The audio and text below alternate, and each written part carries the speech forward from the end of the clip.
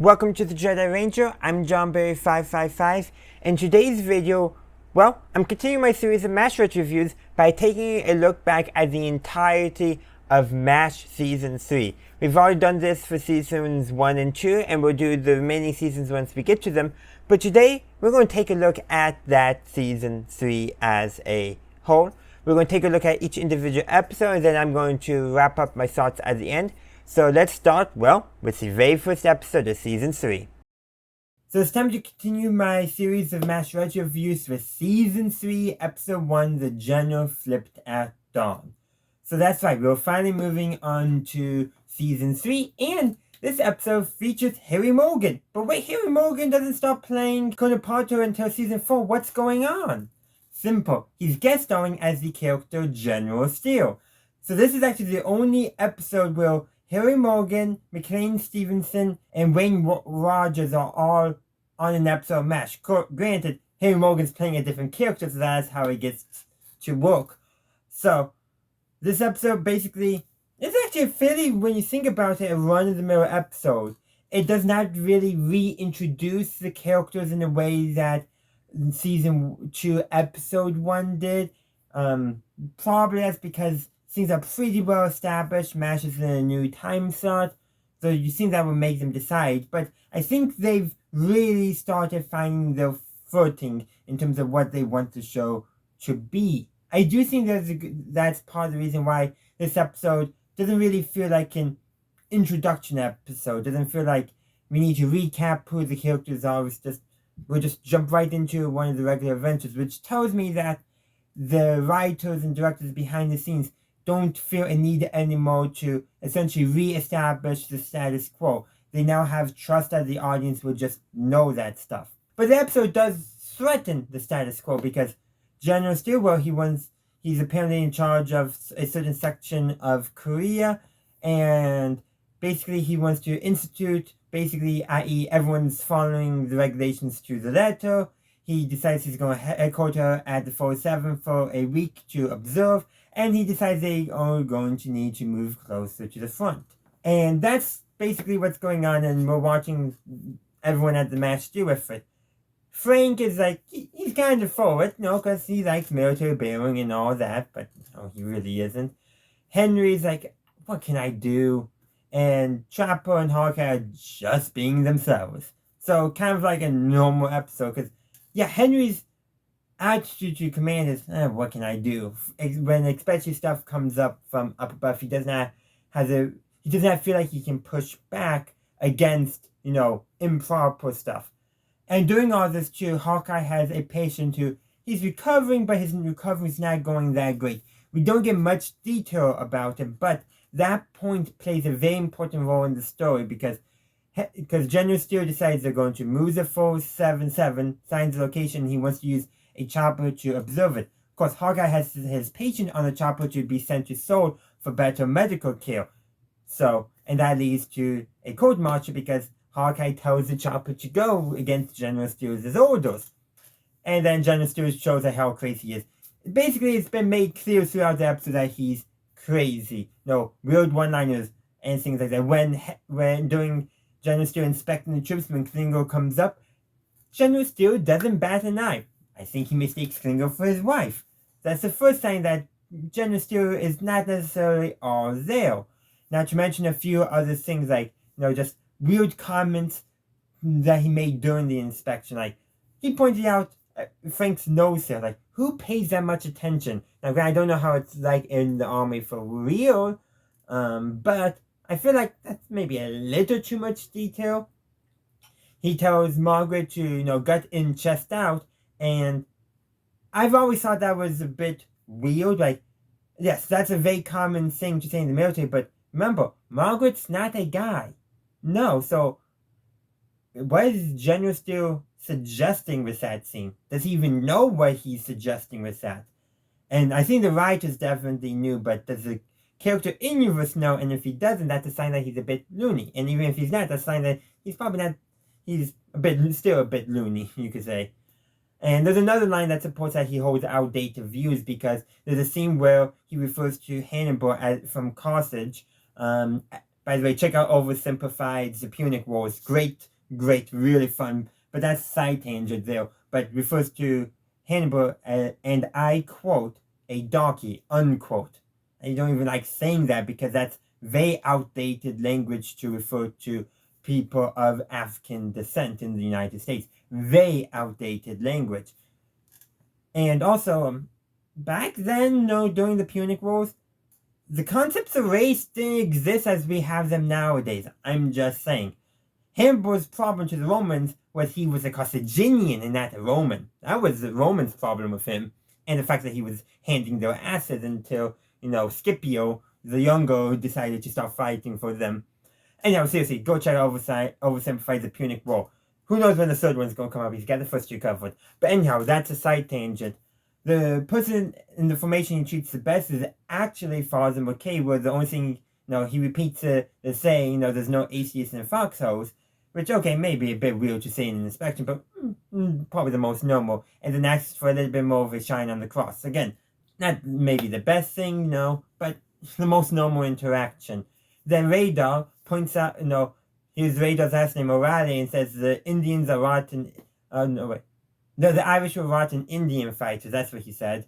And then asks Radar where he's from. Radar responds, and then General Steele's like, no talking ranks, but you just asked him a question. This showing that he's not all there. Then he goes on to inspect, and that's when Klingo comes up. I also want to mention, this is more of a side tangent, but there's a soldier behind Radar who has a turban.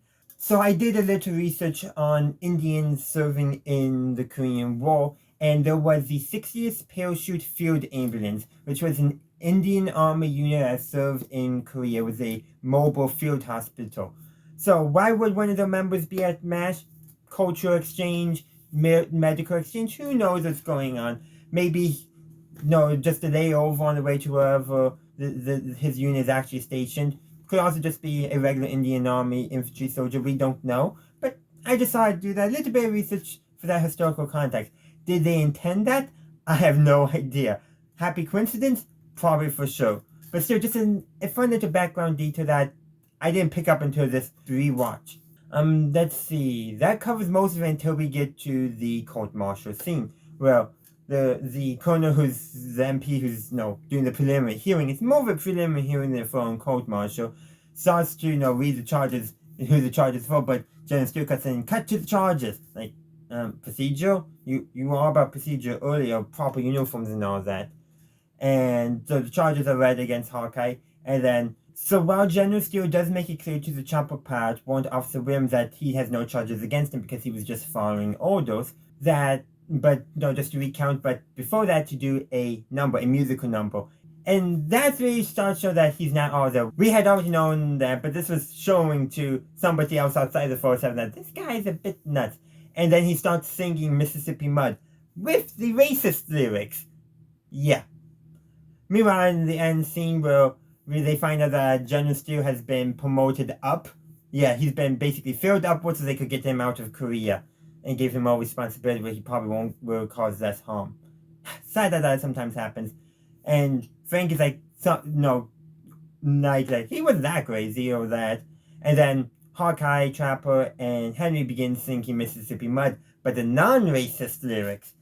So, which I think is a very deliberate choice. They saw in those two racist lines, and probably also that sexist line from Margaret for General Steele, to show that not only is he loopy, crazy, but he's also holds some pretty outdated views as well. Well, I should say, outdated definitely nowadays, definitely on the outs when the show was made, and beginning to go on the outs when the show was set. But MASH has always taken a way more progressive stance when it comes to racial depictions than the 50s actually were. Much more progressive stance there. Or I should also mention, Warrant Officer Williams was an African American too, so that's just adds to the racism of General Steele. There's also another scene too that just shows how General Steele is not fit for command at all.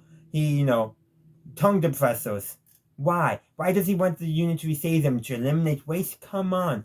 And then when he's surveying the site, he wants Henry and Frank to salute him, but Henry and Frank know that they're snipers, so we don't salute. Even Frank knew that. And, yeah. So General Steele is this crazy character.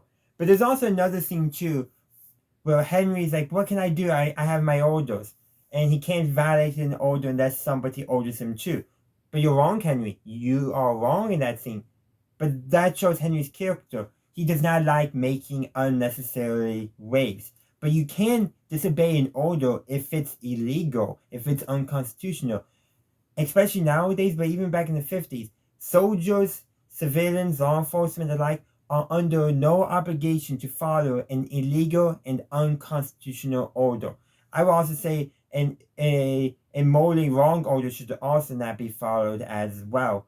But that's very fitting in Henry's character where he doesn't want to make waves. Meanwhile, Trapper and Hawkeye, they don't mind making waves. They don't mind sticking their noses at authority, especially authority that's in the wrong.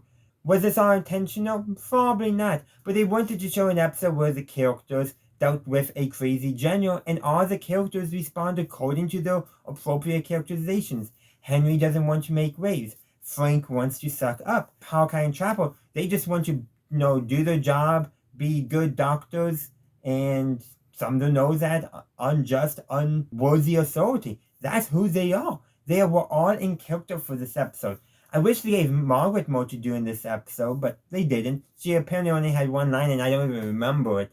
They failed Margaret in this episode, in my opinion, by not showing how her responses really were. And that's a problem, but the episode's already made, the show is done. They do get better. They do get way better with Margaret's character. But we got a couple more seasons to go. But that's all I got for this episode. I would love to hear your thoughts on it in the comment section down below. I'm continuing my series of Master Retro reviews with Season 3, Episode 2, Rainbow Bridge. So the premise of this episode is Hawkeye and Trapper are getting ready to go off to Tokyo for some R&R. They're getting ready, packing the bags. Characters are giving them shopping lists of things to buy and pick up and bring back to the camp for them.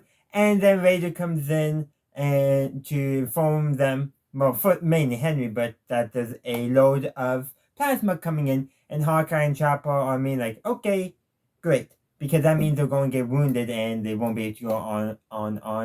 Well, after being in surgery for over 36 hours, I believe, handling nearly 500 cases, teaching Frank how to do triage because, he's prioritizing Americans with minor, very survivable injuries over, enemy soldiers with life-threatening injuries because, the first thing a doctor's supposed to do is do no harm, and that includes, deliberately letting a more injured patient suffer for longer.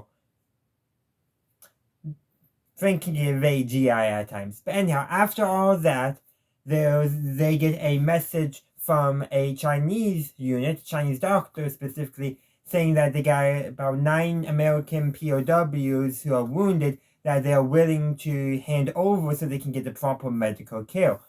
They hold discussion on what are they going to do. Trapper's all for going. Margaret and Frank are no. Hawkeye comes around, because he's a little leery, but not as opposed as Margaret and Frank. Basically, he's being more of the realist. Like, yes, it could be a trap, but the Chinese do treat our wounded pretty well. They know we treat their wounded pretty well, so he's agreeable. And then it comes down to Henry to make the final decision. And Henry is earlier was I don't know, whatever you guys decide, very much a Henry thing, but eventually decides, yeah, let's do it. Vaughn told Radar to be the driver, and they get ready. Klinger also volunteers to come because he says in this episode, well, if he can't get out of nuttery, he'll try to get out for bravery. But this does bring up an interesting fact about Klinger's character. He's always trying to get out, but he rarely, if ever, shirks his duty. When you really watch all the time, he's only doing his stunts. He may still be wearing women's clothing, but he's not doing any of his stunts, especially the more disruptive stunts, when they're treating wounded. He's always doing his job. And that's probably part of the reason I told him he's not crazy. He's just trying to get out, and he admits it. But the thing is that this does show that he does care. He does do his duty. He just doesn't want to be there. And then, of course, Frank doesn't want to go initially, but Margaret talks him into it and tells him to take a gun. So he takes a very small gun. Probably about the size of this remote when you really think about it. Maybe a little bit bigger. The Mash Wiki does state that it's a .25 caliber. It was made in 1909 and was designed for off-duty police officers so they would have some protection on hand. So that's what it was. But that does play a role later because they take the bus to the meeting point, which is known as Rainbow Bridge, and it's a tense situation. The Chinese have weapons, they don't, because that was part of the agreement. Frank violated that, but anyhow, they're very cautious, walking slowly closer and closer. Frank reveals he has the gun, and that's so Hawkeye and Chopper do not like that, and that makes them even more nervous. And then the doctor gives them some instructions, all that, and Hawkeye comes that the Chinese doctor speaks pretty good English, and it's revealed that he went to the University of Illinois, the same school that Henry went to, which is kind of ironic, but it does make sense. A lot of Chinese professionals before the Chinese Civil War had educations in the States. Sun Yat-sen, I believe, even too. That was way before the Civil War, but still. The point being is that a lot of people were educated in the United States from China. It was a very common thing at one time. Might still be, I'm not quite sure. And actually, it's kind of played more humorously in the episode, but that's a very historical thing. Lots of Chinese professionals did have education in the United States, especially for highly technical stuff like medicine.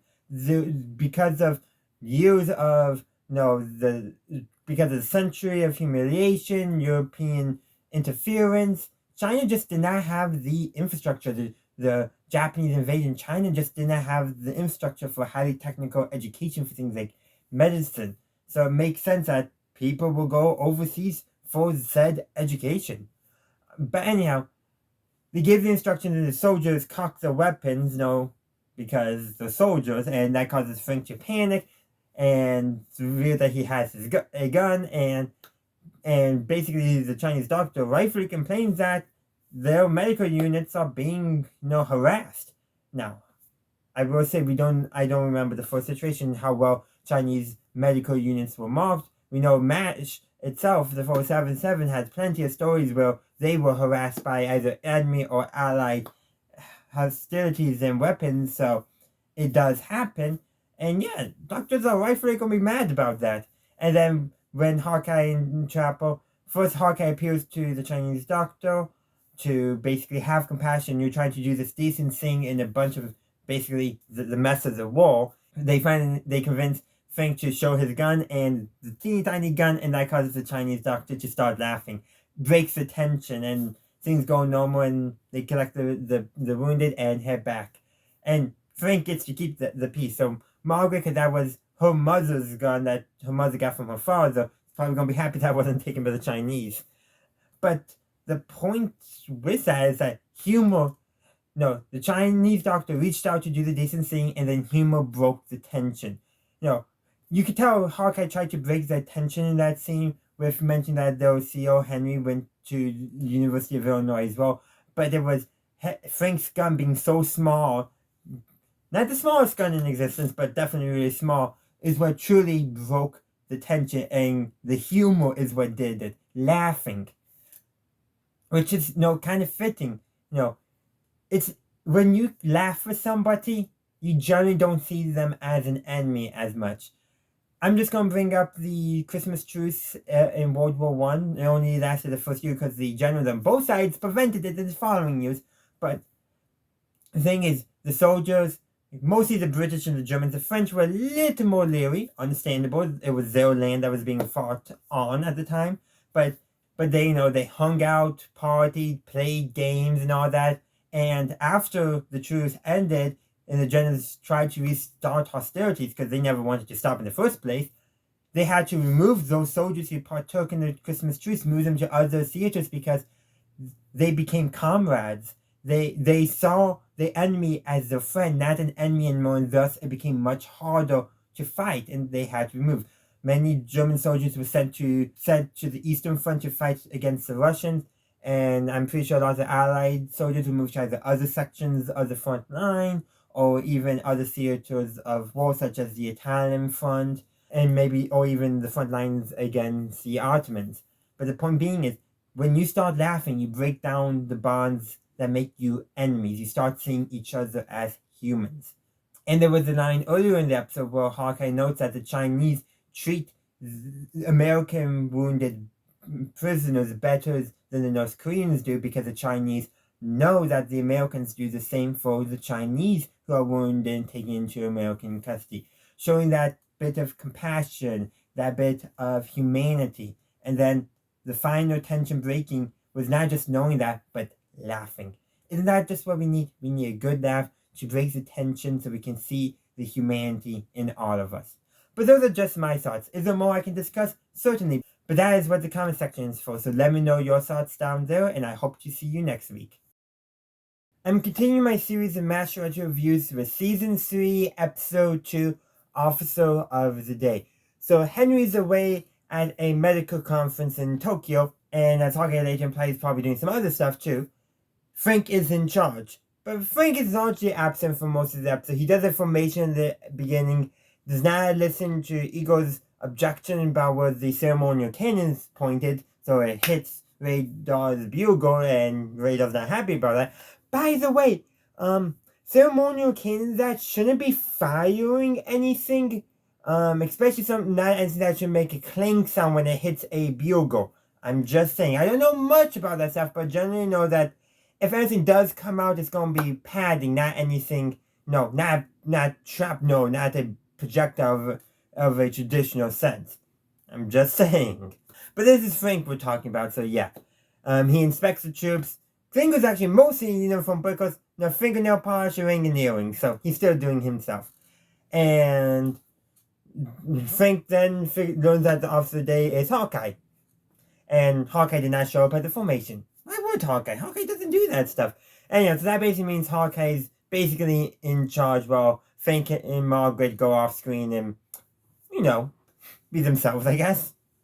Anyhow, so it's a mostly kind of, slice of life type of episode.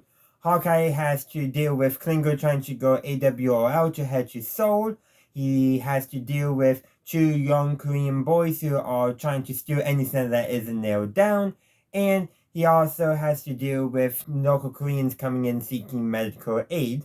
And then the most exciting thing, probably the least slice of life thing, is Colonel Flag shows up with a suspected North Korean spy that he wants the 477 to treat, and then that he's going to then take to Seoul to execute.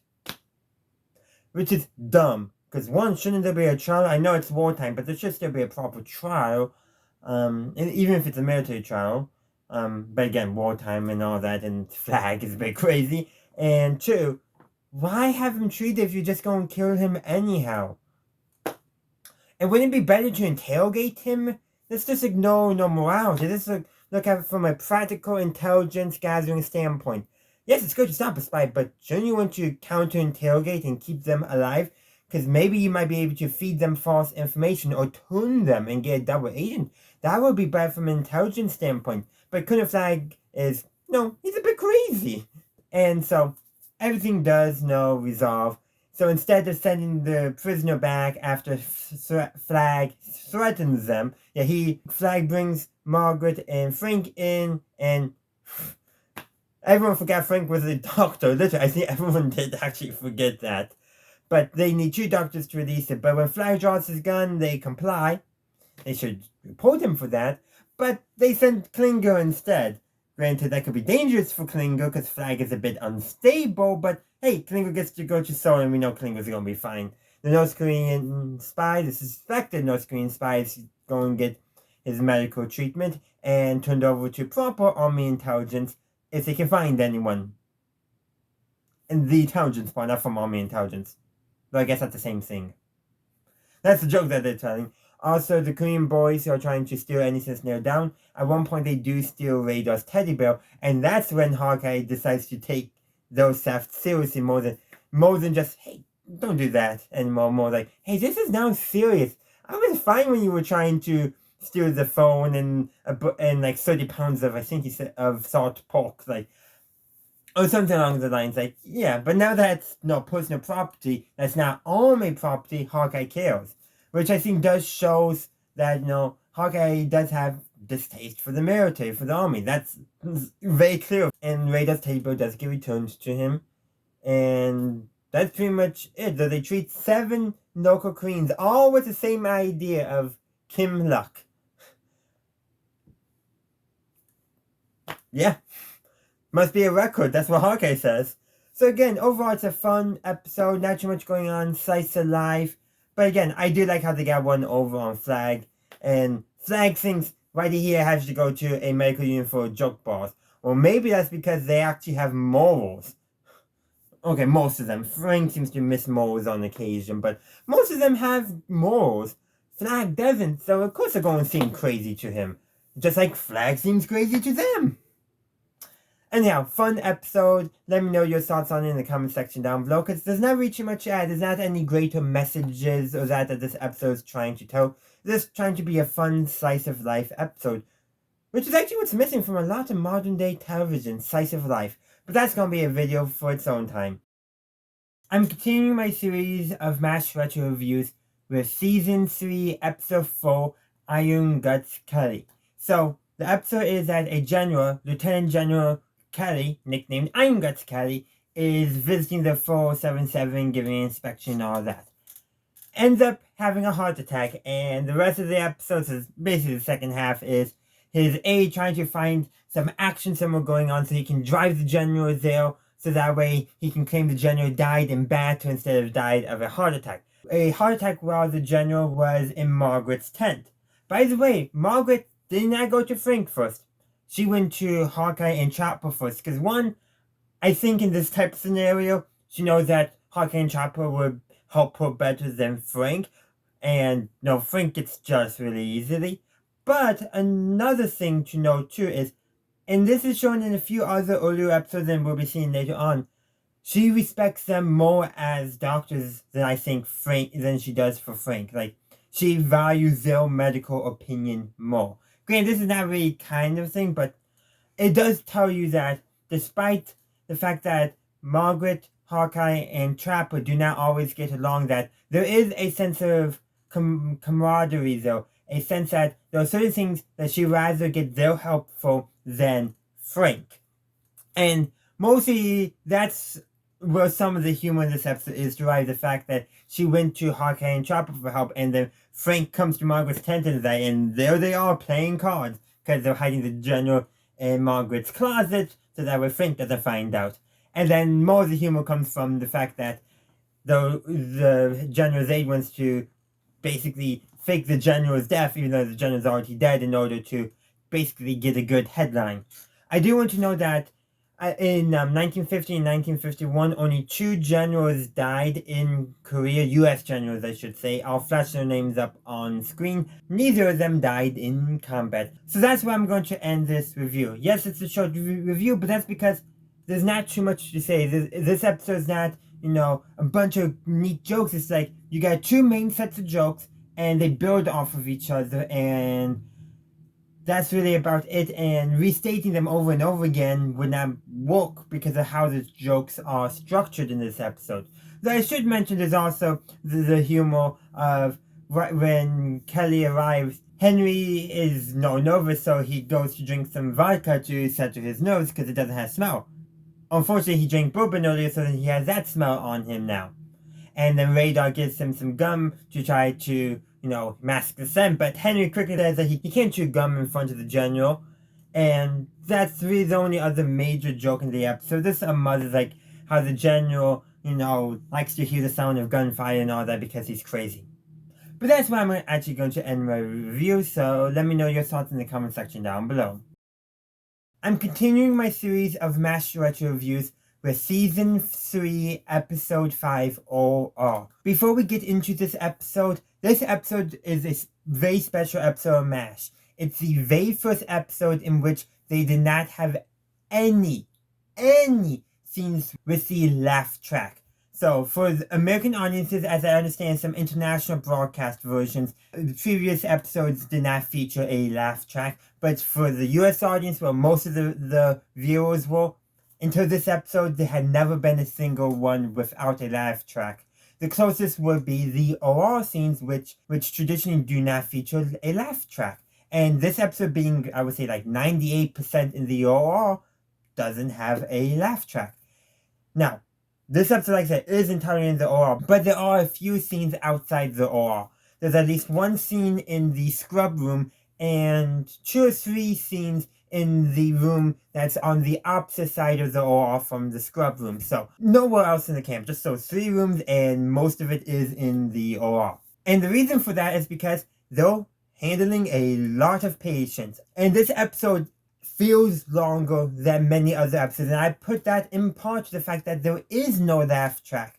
And so therefore, the individual scenes last longer, which is what this episode needs. It needs to feel longer, because this is really showing that war is not all funny business. Are there still jokes in this episode? Yes. Did I laugh a few times? Yes. But that laughter was organic laughter, for me finding that joke that the writers chose to put in there to be funny, not because I was prompted by a laugh track. And honestly, I do kind of prefer that, or at least if you have laughter, at least have a studio audience providing the laughing, because at least hopefully then it'll be more organic. But yes, like I said, I did laugh a few times at some small jokes here and there. But this episode is pretty much just drama. The comedy is small bits, nothing major. But should we talk about the moments? Because there's a lot of them. We have Hawkeye treating an Ethiopian soldier. And by the way, over 3,000 Ethiopians saw combat duty in the Korean War over the entire period of time. And after the surgery, Hawkeye and Henry are taking a break in the room next to the OR, and Klinger brings the Ethiopian patient over to Hawkeye so that way the patient can thank Hawkeye. And despite their language barrier, Hawkeye says that is one of his best thank yous, his best payments he has ever given. And that's because the Ethiopian soldier, knowing likely of this language barrier, chose to kiss Hawkeye's hand as a way of showing and saying his thanks despite that language barrier, which is just a great scene there. There's also a scene right before that where Hawkeye and Henry are talking, because Henry had dropped at least 3 different items in OR, and Hawkeye sees the early onset of arthritis in Henry's hand, which would be a way home for Henry. But Henry doesn't really want to, because he feels like he's doing way more doctoring in the entire time he has been in Korea than he's done in his entire private practice back home in Bloomington, Illinois. And so he doesn't want to leave. Now, knowing what we know, he probably would have actually gotten home and lived to an old age if he had left after arthritis, and that at the end of season 3. There's a scene where Frank nearly removes a patient's kidney, the patient's only kidney, but Trapper goes over and points out that, you sure about that? And Frank is actually thankful for that, because we are often as fans, just like the characters, make fun of Frank's ability as a doctor. But this does show that while he may be incompetent at times, he may not be the best doctor, he does not want to intentionally harm any of his patients. And that's something we do need to be reminded about his character. While he is not the best doctor or a great person, he does not want to deliberately cause harm to his patients. And then there's another scene later on between Trapper and Frank. Trapper just wants to take a rest, but we learn a little bit more about Frank. Frank basically came from an abusive household, is what it boils down to. And that does actually explain a lot about Frank's behavior, because he's seeking control, but he's also, because it's revealed that he didn't have very many friends growing up, he's also seeking connection. And he did that as a child by becoming a snitch. He even snitched on himself for not snitching on a friend. But that shows a lot about Frank's character and childhood trauma. And speaking of trauma, Sidney Freeman shows up. That's a very poor segue. But we do get the scene where Frank is complaining about psychiatrists because all they think about is basically sex, unquote. That's very Freudian. Even by the time the show is set, psychology was moving beyond Freudian psychology and being a little bit better, but media has always lagged behind in its portrayal of psychologists and therapists and psychiatry, just because Freud makes more entertainment, I guess. They also tapped Sidney to help in OR, despite the fact that he's probably not performed surgery for a long time, if ever. Though it's implied in the dialogue that he has had some experience, and if nothing else, he's another pair of hands. Of course, he only helps with one patient, then he leaves. But that's more because of behind-the-scenes stuff and probably how long they could get the actor. But before Sidney leaves, he gives this line, "Take my advice, put down your pants, slide on the ice." And that line is very associated with Sidney. In fact, in the final episode ever of MASH, he says that line, calling out the fact that he once told them that so long ago. But we'll talk about that when we get there. We got a lot of seasons to go before we get to that point. There's many more scenes too. There's a scene where a fire breaks out and they're all rushing to get the patients out, but Trapper goes to douse the fire with liquid from a basin. Thankfully, it was water and not alcohol, but it could have been. But the wall, so a shell landing there would have been the exact same thing. And probably, even if it was alcohol, it wouldn't have been an explosion, just a flare up because of how alcohol burns. But it does show two things. One, they're in a war situation and sometimes you gotta do what you gotta do. And two, they've been in surgery for quite some time and therefore probably need a good rest. But probably the most heartbreaking scene, the most sad scene, there's actually two of them. Early on in the episode, Hawkeye does an open heart massage on a patient whose pulse had stopped, and about 4 hours later the patient died, did not make it, which does make Hawkeye feel down. That's when Sidney is still there, and basically that's when Sidney goes to leave after that, as prompted, because basically the idea is occupational therapy, i.e. Hawkeye gets himself in his work, so he's not thinking about that at this time. Again, probably in real life things would have gone differently. Sidney probably would have helped out for a bit longer, but the needs of the narrative took priority over realistics. But there's also the scene where a patient is brought to Henry who would need 2 doctors and at least 8 hours, and there's no guarantee that the patient would survive. In fact, it's likely the patient wouldn't, more than likely. And that's a decision that Henry admits that he does not like making. And Hawkeye tells him that the boy, should never have been brought in there to begin with, which I think was what Henry needed to hear. Like, there was nothing to do anyhow. And then that way they could actually focus on helping who they can help, because they've had a lot of patients. There's probably a good number of wounded men, wounded boys, wounded soldiers there who can be helped, but they focus on this one patient, they won't be helped.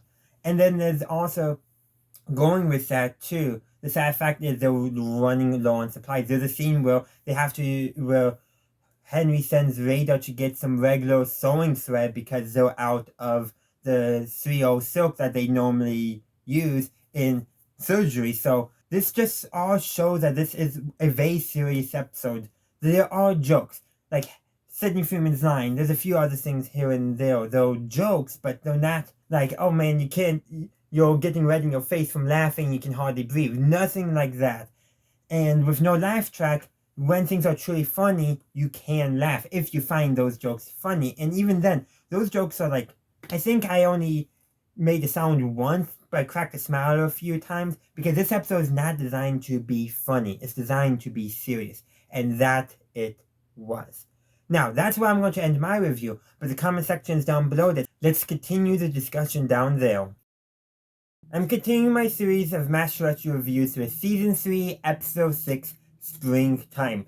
So it's spring at the 477. Quite literally, it's described as it's a pleasant spring day following apparently lots of brutal cold. Now, I do wonder, was it actually brutal cold when they filmed it? Because there was a habit in MASH where it somehow ended up being brutally cold when they were filming hot weather scenes and blistering hot when they were filming cold weather scenes. And I don't think that's this case, but it would be kind of funny if the weather for filming wasn't actually pleasant. But it's a pleasant spring day, because Hawkeye just wants to sleep, and Radar develops a crush on a nurse Simmons. Radar, of course, is ignoring her because she ignored him because he's ignoring her. and Hawkeye and Chopper give him the sound advice, just ask her to the movies. Now, No Simmons isn't interested in movies, more interested in poetry, but that's alright, because Radar has a poetry book that he got from Klinger, because Klinger left it behind when Radar gave Klinger some mail from Laverne. And by the way, Laverne is Klinger's high school sweetheart, and she said yes to marrying him. Of course, characters jokes that has Laverne seen Klinger recently. I have to suspect that at least one of Klinger's dresses came from Laverne. I really wish they threw that line in there, because I think that would have been a note to kind of show that they do have a connection. Now, I do know from later episodes the marriage falls apart. Probably it helps that they didn't get married in person, instead they got married over radio. Klinger wanted to go home, but Henry was not having it. It probably also doesn't help that Klinger has had a long list of ploys to try to get the army to send him home. Wearing dresses is just one of them. He's lied about family dying, family being pregnant, so many other things that could potentially get him a hardship discharge. And so you can see why Henry's like, if I let you go back to Toledo to get married, you're not coming back. And that is probably the truth. It all comes together at the very end, because while No Simmons is not interested in going to the movies with Radar, Radar does bring the poetry book to her tent, and she throws herself at Radar quite literally, and Radar only had to read like 2 lines of poetry. And Radar's a bit confused. Probably because he's never gotten that kind of a reaction before out of any of the women he's been interested in. And the episode ends then with the radio marriage ceremony between Klinger and Laverne, performed by Father McKay. And of course, they're going to a ham radio operator in Iowa, who's then telephoning the church where Laverne is, and there's another line going up to an extension for Laverne's parents. Complicated logistics. And then, of course, there's another plot line going on during this 2 points. One, Hawkeye had saved a Marine, and the Marine decided that he's going to basically try to repay Hawkeye. And, just the Marine's using his strengths to basically get people to do stuff, such as make room at the table in the mess tent for Hawkeye and Chopper, get their food for them. And even though Ego doesn't want to listen to the Marine's orders. The Marine's name is Lyle, by the way. If there's also going on during this, there's a soldier in post-op who is holding a cat and won't let it go. Father McKay brings this to Hawkeye's attention, and Hawkeye suggests that they get a professional psychiatrist who never comes. Obviously, they were not able to tap the actor who plays Sidney Freeman for this episode. And by the way, there is one of Father McKay's lines is dubbed over in this episode, because the audio changes when him and Hawkeye are walking into the room for post-op. An interesting thing I caught in this episode. But later on in the episode, Frank is trying to forcefully remove the cat from the soldier, which is not going well. Frank is being himself, not thinking things through. Frank really does not think mental health is important. And then Hawkeye does then try to talk the soldier, who, by the way, they don't know the name of the soldier because the soldier lost his identifications and is not talking, does convince the soldier to give the cat up, but then puts Hawkeye in a chokehold. And the Marine Lyle comes in and uses his strength to get Hawkeye out of the chokehold. Now, I do want to say a couple things. Hawkeye then tries to use that to get the Marine to back off on basically trying to repay the debt that the Marine thinks he has to Hawkeye for Hawkeye saving him. That doesn't quite work out. But another thing, that is one well-behaved cat. I should have tried to bring my cat in here, and she would not be. She does not like being on camera. This is a very well-behaved cat, and obviously the cat was probably only being held for the actual scenes that the cat was needed to be on screen for. But if we take in universe, there is no way, no effing way, that a cat would be that willing to be held for multiple hours at a time. There's just no possible way. Cats are not built that way. They don't mind being held, but when they're done, they are done. And so, yeah, I take issue with that thing, because with what I know of cat behavior, the longest I think I've ever held my cat for is like 5 minutes. And that's pushing it. And I have never seen a cat wanting to be held that long. Even the cats that love being held, they eventually come to like, I'm done. But that's a totally separate thing from the story being told. And to be fair, cats are actually quite compassionate. They can be arrogant little jerks at times, and that's why we love them. But they can be quite compassionate. And it's that cat sense that this soldier needed comfort. That cat, and especially if the cat felt safe, that cat in the story would have been more likely to stay longer than necessary. Than the cat would have preferred, because cats are actually very compassionate, just on their terms.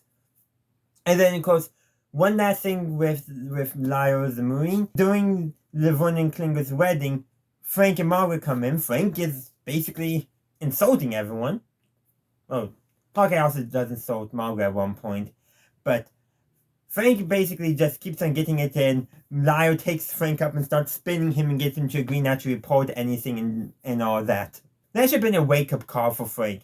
That Marine was somebody who was not going to give Frank any deference because of his rank. Somebody Frank could not appeal to for military bearing. Frank could have learned a lesson there, but he didn't. Now granted, Frank as a character never really grew. The only way to develop Frank is to learn more about him. He's a character who's trapped in his status quo, who's unable to change. That's who his character is, and his character may not have worked if he chose to develop his character, move him beyond his character flaws, and that's how we can only learn more about him, but not make him grow, unlike other characters. But that's kind of more of a side tangent thing. I just wanted to bring that up, how this could have been a moment that they wanted to make Frank a character who could grow and change. This would have been a great moment to do so, but they choose not to, instead to continue on with the only development with Frank is learning about him, not having him grow. But again, that's more of a sidetrack thing, not a big part of this episode. And another thing I want to address in this review is this episode treats the humor around Klinger wearing a dress differently than previous episodes and future episodes. Most of the time, the humor around Klinger wearing a dress is not that he's a guy wearing a dress, but he's wearing a dress to get out of the army. But because everyone knows he's wearing a dress to get out of the army, he'll never get out of the army. The humor is in the fact that he's doing a task that will never succeed. That's where I think the humor is truly coming from. Yes, in narrative, Klinger is definitely playing on what we would now call homophobia and transphobia in the army during the Korean War. And the writers are definitely calling back to that as well. But this episode, the humor is more at Klinger wearing a dress. Colonel Blake makes the remark that has Laverne seen Klinger recently, i.e. implying that she wouldn't want to marry him if she knew that Klinger was wearing dresses. I think it would have been great if Klinger had the line to be told that one of maybe the dress he was wearing came from Laverne. They didn't do that. I wish they did, but that joke there was playing more into humor at the expense of people who wear dresses, especially guys who choose to wear dresses, rather than he's wearing a dress to get out of the army but he'll never get out. And then later on during the ceremony, Father Mulcahy pauses during his line asking Laverne, does she take this? And then he pauses before he says, man. Again, that's not very much into Father Mulcahy's character. Maybe a Catholic priest character, but not Father Mulcahy's character. Because most of the time, all these characters are just, most of the time, Klinger wearing a dress is not the humor part. It's that he's doing it to get out of the army and he won't. That's what the humor normally is. Not all the time, but oftentimes, especially the best jokes. But here, they made the jokes. The writers chose to make the jokes about Klinger wearing a dress, tapping into more homophobia and transphobia. Now, back then, they would have called Klinger most likely a transvestite. Terminology does change over the time, but the point being is the jokes here are worse than in other episodes regarding Klinger wearing a dress, because it works best when the characters let him wear a dress, they accept him for wearing a dress, and the joke is that he's doing it to get out of the army, but he's never going to get out. That's when the humor is the best. And they didn't do that in this episode, and that is a down on this episode. Of course, despite that, the rest of the jokes are pretty solid, and I think landed pretty well. It's just those jokes that are an unfortunate block on a otherwise pretty good episode of MASH. But those are just my thoughts. I would love to hear your thoughts in the comment section down below. I'm continuing my series of MASH retro reviews with Season 3, Episode 7, Checkup. So, The premise of the episode is time for physicals at the 477, and so everyone has to get a physical. Well, Trapper is reluctant to get his physical because he has a nose sore. But when Hawkeye points out that that's a ticket home for him, they decide to confirm it and then request to HQ to send Trapper home. Meanwhile, physicals are going on, obviously, and then of course, Trapper and Hawkeye give the physicals to the enlisted, Margaret gives pre-screenings to the nurses, and the doctors give each other their physicals. Simple as that. But when Hawkeye goes to give Margaret her physical, well, he gives her a clean bill of health. He is a bit callous in letting her know that she could lose some weight. Now, I do have some questions. Was Margaret a tad overweight for her age and height, but still within healthy standards, and Hawkeye was just being callous to her in kind of the mean-spirited way that, in the way the early seasons had the hostility between Trapper, Hawkeye, and Margaret and Frank, maybe? Or is it more sexism going on? Or not even intentional sexism, but potentially even subconscious? I just don't know, but it's an interesting thing to pose about that scene. But then Frank does say the right things to make Margaret feel happy later on, so it does show that there is something genuine about their relationship, despite the fact that it's not a good and healthy relationship. Henry gives Radar his physical, and, well, Radar, when told to close his eyes and touch his nose, touches Henry's nose instead. And Radar has a tattoo that's never brought up again as well. And then they hold a going away party for Trapper, where he reveals that he just got word, Radar just got word from HQ that Trapper will not be going home. He will instead be going to Tokyo for 3 weeks of treatment in therapy before being sent to another unit. Or if he wanted to, he could stay at the 477. That's what Trapper elects to do, because if he's not going home, he'd rather not end up someplace worse. And that's essentially how the episode ends, with Hawkeye treating Trapper in post-up. Pretty basic episode, there's not too much going on. But you know what? It's fun, it's enjoyable. The jokes, I think, landed pretty well. Again, I do have to question the intentions behind the scene with Margaret and Hawkeye being, very callous about her weight, which, granted, it does fit their rapport that has been established across seasons 1, 2, and 3, but I do wonder, was it intended to be more just the mean-spirited back and forth that we normally see, or was it subtle sexism on the part of the writers, whether intentional or not? I don't know, and that's an interesting question I have, which I unfortunately don't think I'll get any answers. But that's all I got to say. I would love to hear your thoughts in the comment section down below. So I'm continuing my series of Masterwatch reviews with Season 3, Episode 8, Life with Father. So there's essentially 3 main plots going on in this episode. So what I would consider the A plot is a young Korean woman who's married to a U.S. Army corporal who's currently at the front comes to the camp looking to get a circumcision performed on their child in accordance with Jewish traditions, so a proper Jewish bris ceremony. The second plot is that Hawkeye accepts a random letter that was just addressed to Occupant 477, and it happens to be basically a visual puzzle where you can find, I think it was 10 US presidents in the image, that you win a pony. I wonder if the pony will ever show up, because I don't think it does. And then the third plot is Henry gets a letter from his wife Lorraine that at first makes it seem like she is giving him permission to be unfaithful. He's already been unfaithful, but as he overthinks it, he concludes that Lorraine must have cheated. And there is a double standard going on, because previous episodes of MASH, like I said, has had Henry cheat before being unfaithful to his wife. But here he is being just totally not accepting the fact that Lorraine might have done the same thing that he did. And they never even mentioned that at all in the episode. In fact, when he calls Lorraine, sounds like she might have had an affair, or at least considered having an affair. We don't get to hear Lorraine's side of the conversation, so we don't know.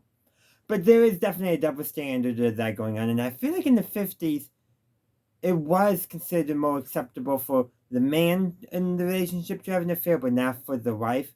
in my opinion, neither should have an affair. If you make that commitment to each other, you should honor that commitment. I should also mention that with the Henry plot, there's 2 instances where they repeat the same joke and it works both times, where Henry's having a conversation with somebody about his concerns with regarding the letter from his wife, and neither side of the party are listening to each other. The first time is with Radar, and Radar's actually trying to locate a rabbi to perform the bris of the A plot, because the one rabbi Father McKay knew is no longer available, who, by the way, might have been, who fits the same description of the rabbi that Trapper mentioned in 5 O'Clock Charlie. That has to be either that writer pulling out a deep cut joke or a huge coincidence. So Radar's is on the radio, and he's talking, and his responses to on the radio fits the responses he needs to be making with what Henry's saying. And then later on, Henry is talking to Father McKay, and Father McKay is...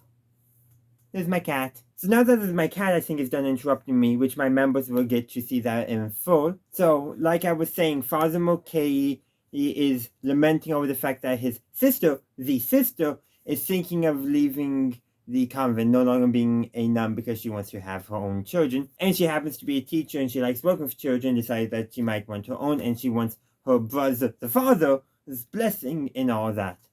Though weird, I think either Father McKay has another sister who's a sister, or she decides not to, because I am pretty sure that she's mentioned as being a nun in later episodes as well.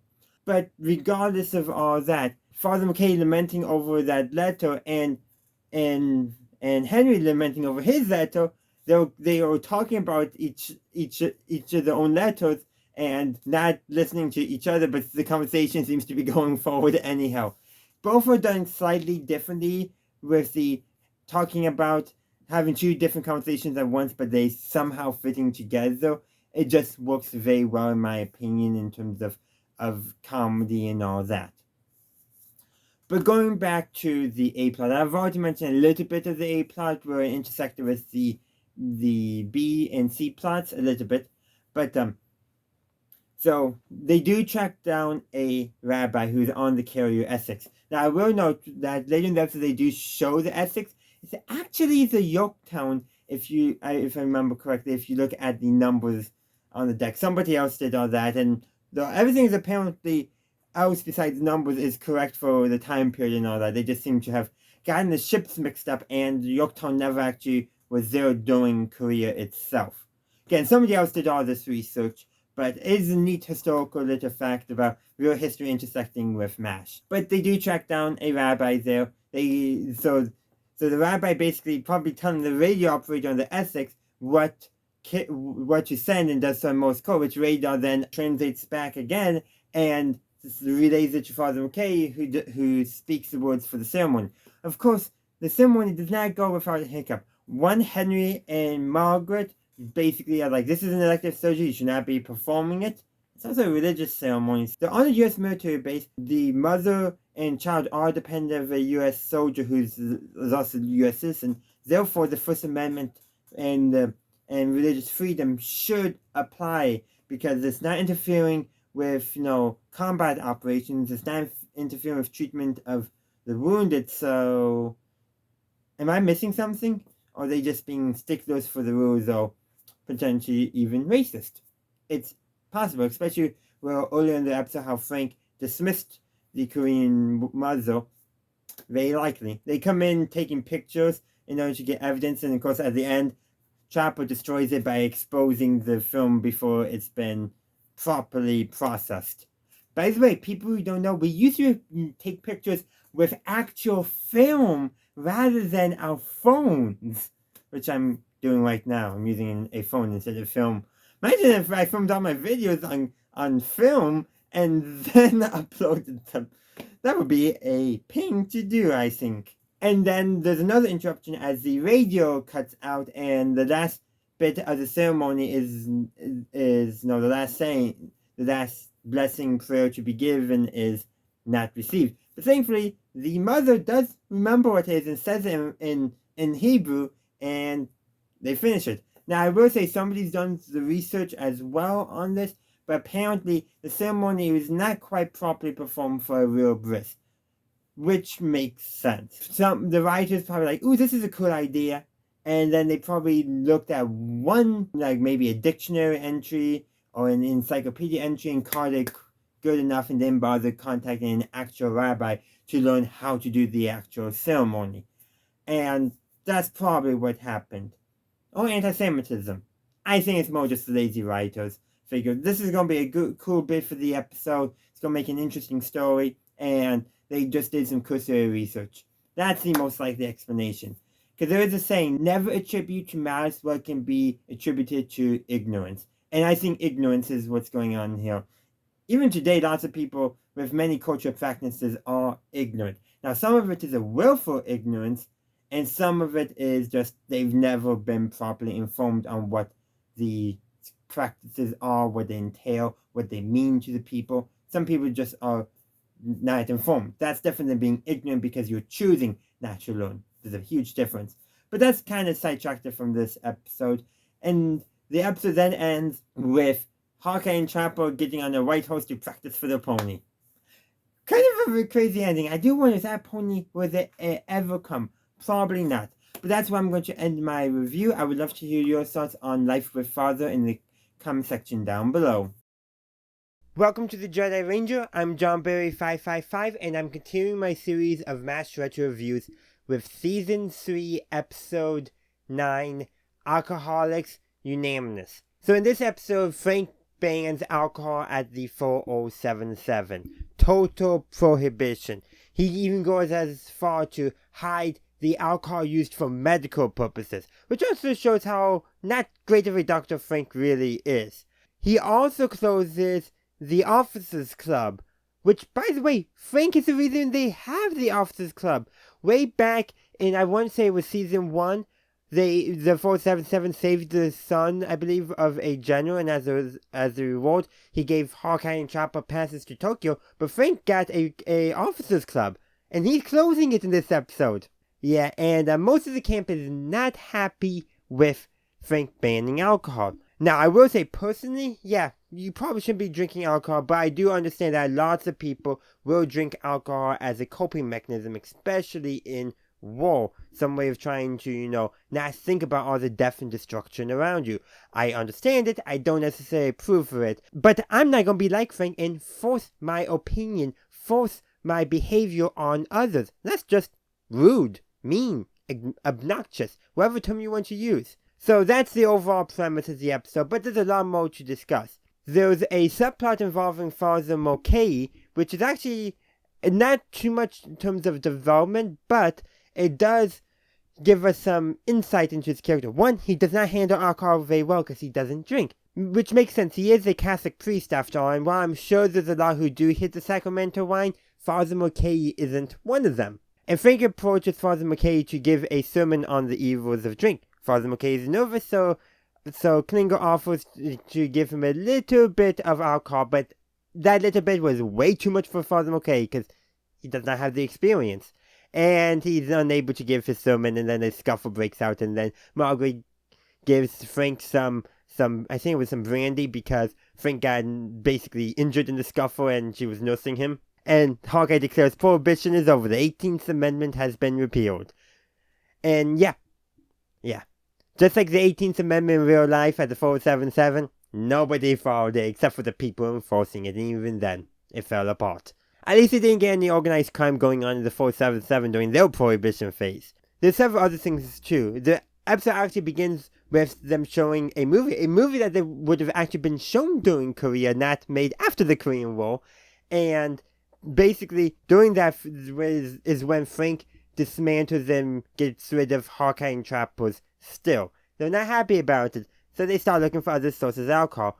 And that's actually when they discover that Frank has hidden the medical alcohol as well. And they also discover that Margaret has a secret stash of alcohol as well. Because, she drinks. But unlike Hawkeye and Trapper, she seems to drink much more in moderation. But no, they share her, I think it was brandy together, and they get drunk and Frank gets mad. Of course. But also this shows that Margaret is not as strict in some ways as Frank. that she's much more understanding of why people drink, much more understanding that there's different forms of behavior, shows her a different character. And, like, she's willing to hang out and drink with Hawkeye and Chapel. I would say willing. The way they frame the scene leading up to it is a bit, I'm going to go with icky. I presume that was just a bad filmmaking choice and not the intention of the story, but it could have gone either way. Especially because before that, they do a joke where Chopper basically says his wife is a bad driver and there is laugh track. I hate those jokes. Just because they're women does not mean they're a bad driver. Now, Chopper's wife might legitimately be a bad driver, but the point of that joke was, haha, women bad drivers. It's a joke that has not aged well, but people still unfortunately make today. Meanwhile, I think really most of the bad drivers are driving those lifted pickup trucks with truck nuts, or they're driving Teslas because screw the libs, because libs no longer like Musk. Anyhow, let's move past that all and talk more about the episode. There's also a scene too where Father McKay is giving his Sunday services, and the only one in attendance is Klinger, who, despite being an atheist, likes having the excuse to wear his white gloves. And then he does his Boston service, which Hawkeye and Chopper attend because, while they can't get any of the Sacramento wine, they decide they should try to pray for booze. It's intended to be humor, but it is actually kind of humorous and fits nicely, showing that Father McKay does not have many people attending his services, thus his nervousness later on in the episode at the service where Frank has ordered him to preach temperance and avoidance of alcohol, and also has ordered all the camp, explains why he's nervous and why he might be willing to try some alcohol to try to ease his nerves. And yeah, it lines up really nicely how those different beats line up. There's also one other scene of particular note I would like to mention. There's a scene between Frank and Margaret where Frank is talking about his justifications for alcohol and all that, and Margaret reveals that she does drink a little bit. But there's also another point part. Margaret also compares Frank to her father, talking about personality traits, things that she admires in her father, and that's why she also admires Frank. There is some people out there, we'll get into some deep psychology stuff, but talk about how sometimes daughters like finding, traits in potential partners that are also exhibited in their father, especially traits that they admire. And Frank, being one of the most, for lack of a better term, military-bearing men on the 477, could explain why Margaret has an attraction to him, because those are the same traits that she admired in her father. Again, we're getting into some deep psychology stuff, which I don't quite fully understand, but it does also say something. But when we take later episodes of MASH, which I haven't yet discussed with Colonel Parter's arrival also hallmarked a major change in Margaret's character. She had another person at the 477 she could look up to and respect, and one that she could basically see a fatherly or grandfatherly figure in, and I think that contributed a lot to her being able to develop a character, that she had a new role model in her life that portrayed a form of, for lack of a better term, healthy masculinity. And you can tell after that she started distancing herself from Frank, started looking into other men as well, and was able to have healthier relationships with everyone at the camp, all because she had a new role model that she could respect in a leadership position, and at most it would become a father or grandfatherly type relationship. Really helped her character. But that is a bit of stuff and a lot of psychology stuff which I don't fully understand, so the comment section is down there. So that covers most of the stuff in Alcott's Unanimous. There's some other good bits here and there, including a bit where Frank is trying to get Radar to admit that the men don't like Frank. And while Radar does try to avoid answering, he does say, "Oh no, they don't like you, they just hate your guts." Which I think is just a good joke and how I really want to end the episode. Frank, we don't hate you, we just hate your guts. Anyhow, let me know your thoughts in the comment section down below. Hey there, it's JohnBerry555. Welcome to the Jedi Ranger, and I am continuing my series of MASH retro reviews with Season 3, Episode 10, There Is Nothing Like a Nurse. So the premise of this episode is that the 477 is expecting an enemy attack, so the nurses are evacuated. All the men get to stay. Such sexist thing. But that's actually a very historic attitude. For most of military history, anytime there were women attached to a military unit in some form, whether that be as camp followers, nurses. Generally, the idea was that if you know they're going to be attacked, you send the women away. Now, did that always happen? No. There's plenty of episodes where they get under attack and the nurses are still there. It's reality, and the reality is what the men in charge want does not always happen.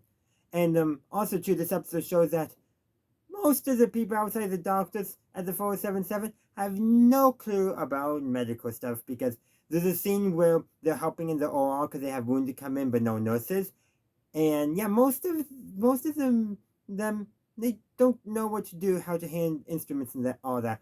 But I got to say, there was that episode in, I want to say it was season 1, where everyone in the camp comes down with the flu except for Hawkeye and Margaret. So a lot of non-medical personnel are tapped to help with nursing duties and all that, and Margaret's tapped to help with more of the doctor medical duties rather than just nursing medical duties. But the point being is, they were people like Father McKay, Radar were a lot more competent in that episode than in this episode. But that's because the episodes are very different. I think the episode was called Crisis, by the way. That episode was essentially about them doing what they can to keep treating patients. We're down, but we still gotta do what we need to do to treat the wounded. Here, that's not the point of the episode. The point of the episode is, oh look, the nurses are not in the camp anymore, and how are the men going to deal with that? Therefore, incompetence is going to be the plot points that are going to be emphasized regarding the men of the camp. For the women, things are not going to get done. That's essentially what the episode is somewhat saying in that regard. And it also made me think of an episode that's going to be in a later season where there was a male nurse who's not recognized because he's a man, not a woman, being a nurse. Therefore, he does not get the commission that he should have being a trained nurse. And that's another episode that's going to be really interesting to discuss. But the reason why I'm bringing it up here is because basically this episode is saying doctors know what they can do, but all the other men, nope, they don't know anything about being nurses. Which is kind of contradicted in that future episode, and it does make sense in this episode because Radar, Father McKay, Kalingo, they're not trained in medical stuff. As long as they can say, yep, that's bleeding, he needs to see a doctor, that's all they need to know, and maybe how to put a band-aid on. They don't need to know regularly, they don't need to know what tools to hand a doctor during surgery. They normally don't need to do that. So this episode does kind of rely on the stereotype, if you will, though sometimes I do wonder if it's true that when women are gone, men mess up. But I bring all that up because I want to mention it because this episode does rely on the stereotype that women are competent and men are incompetent. Not totally, of course, but that stereotype is an undertone in this episode. And that's actually a very common stereotype. Or actually, I should phrase it more accurately. The stereotype is that men are only competent when women are present. There's also that stereotype too. There's also some other, sexism and all that in this episode regarding, hanging out with the nurses, which is a very common thing in early MASH, and part of Hawkeye's character is to be that womanizer. There's also making fun of Frank too, which is easy to do. He is very much the punching bag of MASH. So we get to see Frank's wedding videos. And that scene where they're showing it, it's just Radar, Klinger, Hawkeye Trapper, and Henry watching it, but it's probably where most of the laugh track is in this episode. They're making basically Frank be the main humor of the episode while the nurses being gone are not treated as humorous, it's treated as more of a tragedy. But going back to Frank, part of his wedding photo video has to do with him and his newlywed wife are about to they're leaving the ceremony in the car, and she gets into the driver's seat and Frank doesn't want to. They're laughing over that. Now that does kind of rely on a sexist stereotype that the man is supposed to be driving and women aren't the good drivers. But what truly makes that funny is because of how that is followed up on later in the episode. So after the enemy attack comes, which is really just 5 o'clock Charlie, which I really love that they called back to 5 o'clock Charlie. And the minute they knew it was him, they knew like, oh, yep, this is going to be fine. There's no real threat. The nurses are returned and Of course, everyone's greeting the nurses. No, they're greeting the nurses, kisses and all that. And Margaret and Frank, of course, greet each other and head over to a jeep. Hawkeye notices and gets Trapper's attention, and the exact same scene plays out between Frank and Margaret that played out between Frank and his wife. I think it's Lorraine. I can't remember that. I should go look it up, but I won't. And it's the exact same scene. Margaret gets into the driver's seat and Frank has to walk around to the passenger seat. Exactly the same. Almost the same. Slight framing differences, but practically the same. And that makes that scene earlier with Frank's wedding photos regarding that moment truly funny. If it was just, haha, Frank ended up having to be the passenger instead of the driver, I don't think it would have worked for me. But the fact that they followed it up with the same thing happening again with Margaret makes it funny because it's more about Frank rather than about the woman in Frank's life, whether that be his actual wife or Margaret, who he's having an affair with. And that makes the joke very different. It makes it work better because it's based off of a character, a caricature, if you will, rather than a stereotype. Yes, the stereotype does play a role in it, but let's say we saw the exact same thing but with Kuna Potter instead. It wouldn't have been funny because one doesn't fit Kuna Potter's character. If Kuna Potter saw Mrs. Potter get into the driver's seat, I think he would just go right on into the passenger seat and wouldn't try to indicate that he wants to drive. That just seems more like his character, like he'd be much more willing to go with the flow in that regard. I don't know for sure, but what I'm getting at is that joke works because it's Frank being the joke works because it's Frank, not because women driving. Which contrasts nicely with the joke from the previous episode, Alcoholics Unanimous, where Trapper made a joke about his wife not being a good driver. And the joke was, haha, women can't drive. There was no insight into anything else, so it felt shallow, for like a better term, relying too much on stereotypes. But this time, it doesn't, because one implies that it subverts that stereotype because it implies that in both cases, Margaret and then Frank's actual wife are the better drivers. But it also works because it's making fun of Frank, who in MASH is easy to make fun of because he, lacks a lot of redeeming qualities. And in other words, it's easy to make fun of characters who don't have a redeeming part of themselves. For example, let's say, they had instead of written Frank that, he was a goofball, buffoon and that, but he was truly well-meaning. I don't know if the jokes would have worked, especially mean-spirited jokes. That's a speculation though, but how you write the character who's the butt of the joke in comedy will affect how jokes are received. A character who you're sympathetic with, you're going to have to write a joke different than a character you're not sympathetic with. Frank is being that unsympathetic character who you're writing jokes about. It's going to be very different than writing jokes about other characters. There's other things I want to say. This is the second appearance of Captain Spaulding, who is dubbed the Singing Doctor. He first appeared in Rainbow Bridge and he didn't interact with any characters. He appeared in this episode. He actually did get some interactions. And I believe we actually see him performing surgery because he's supposed to be a doctor. And then we get one more episode later on in this season where he appears as well. But apparently, from what I can gather online, the people behind the scenes were not a big fan of having such a gimmicky character, i.e. a doctor who sings. So I actually like it. One, I like the folksy, bluesy music. That's definitely in my repertoire. I just like that style of sound. But I also think it works because music has been a big part of the military since forever.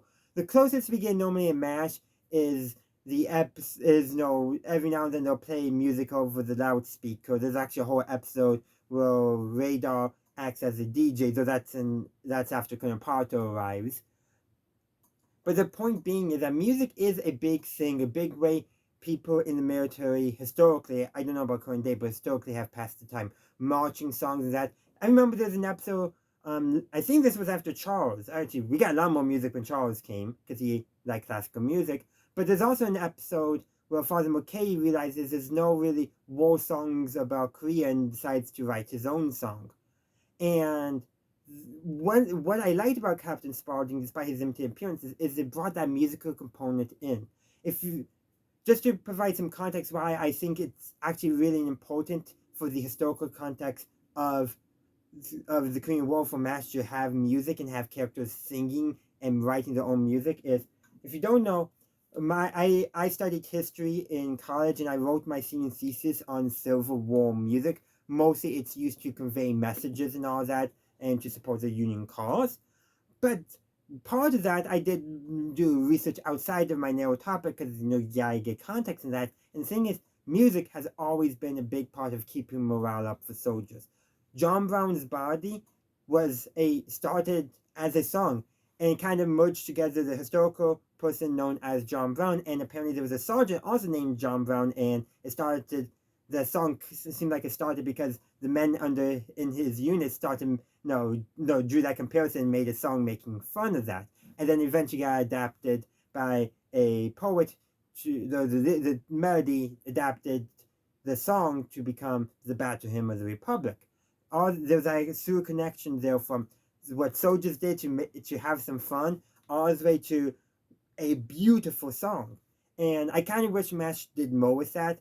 Having a doctor who played the guitar and sings, I think would have been a great additional historical context. I don't know how many people like that were in the Korean War in reality, but it would still be, I think, authentic to the experiences that soldiers generally have. There's an episode of Band of Brothers where, I'm trying to remember, I wish I remember which episode it was, but basically, the episode opens with them listening to basically some German civilians play some violin music among the rubble, and the rest of the episode is basically the events leading up to that, and then the episode returns to the present, and then the violinist finishes up. But it's like this moment it's written to be this moment of reflection for the characters in Band of Brothers, and they put that to music.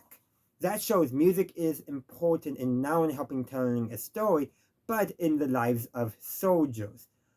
So there's more I could say on that topic, but I just wanted to bring this up because with how Captain Spaulding actually had a role in this episode, a minor role, mind you, not really a big play. This episode could have without him, but I wanted to add that additional historical context to show that his character, despite being a gimmick, could have actually been very beneficial in telling the stories that MASH wanted to tell, and a big part of MASH is actually how people deal with war. Whether that was intentional or not has been a big part of it, and music has been a way we have dealt with war for a long, long time.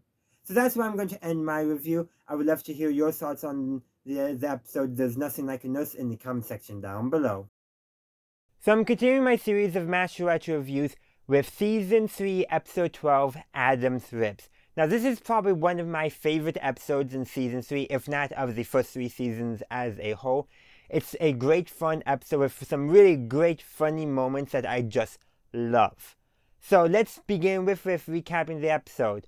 Hawkeye and Trapper are in the swamp, and, well, it looks like Hawkeye's doing pool with golf balls while Trapper's doing golf with golf balls.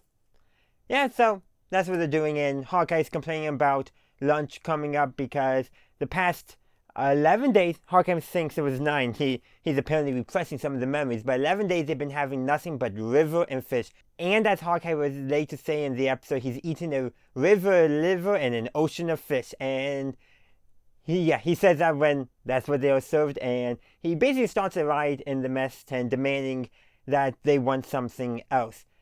Henry chews him out, but Hawkeye looks at the skeleton in Henry's office and realizes that he wants ribs. He remembers a place in Chicago, but not the name, but he remembers it was near Dearborn Street Station, which Henry is familiar with, and he knows the phone number for Dearborn Street Station, which is Dearborn 7505, something like that. No, the type of phone numbers we don't use anymore, but he remembers it because apparently that was the first place his mother allowed him to go to the bathroom by himself, and that's apparently where he met his wife. Though another episode does contradict saying Henry met his wife at a freshman mixer. And we don't know if that was high school or college freshman mixer, but we know his alma mater is the U of I, which is not in Chicago. And he's from Bloomington, and I believe Bloomington area is where U of I is, if I remember everything correctly. There's several state universities in Illinois, by the way. So yeah. But then again, no, Chicago is the big city there. As a city with broad shoulders. Sometimes people say big shoulders. Heck, you can get history books that reference those nicknames for Chicago right here. City of big shoulders, the history of Chicago. But that's besides the point. In the middle of the night, Hawkeye decides, you know what, he's going to call the Dearborn Street Station, get patched in, figure out the name of that rib place is, and then he finds out it's Adam's Ribs, and he decides that he's going to place a takeout order. 40 pounds and a gallon of barbecue sauce. 40 pounds of uncooked ribs and a gallon of barbecue sauce. That's probably enough ribs, but ribs I know rely on a lot of barbecue sauce, so I feel like a gallon won't be enough. You need 2 gallons, and you already forgot the coleslaw. Okay, I will say this. I personally am fine with forgetting the coleslaw because I'm not a big coleslaw person. But I do understand a lot of people love it. And Hawkeye forgetting the coleslaw is brought up later again. Though when they contacted an old fling of trappers in order to actually pick up the barbecue ribs and send them to Korea, why couldn't they ask her if she would be willing to add some coleslaw to the order?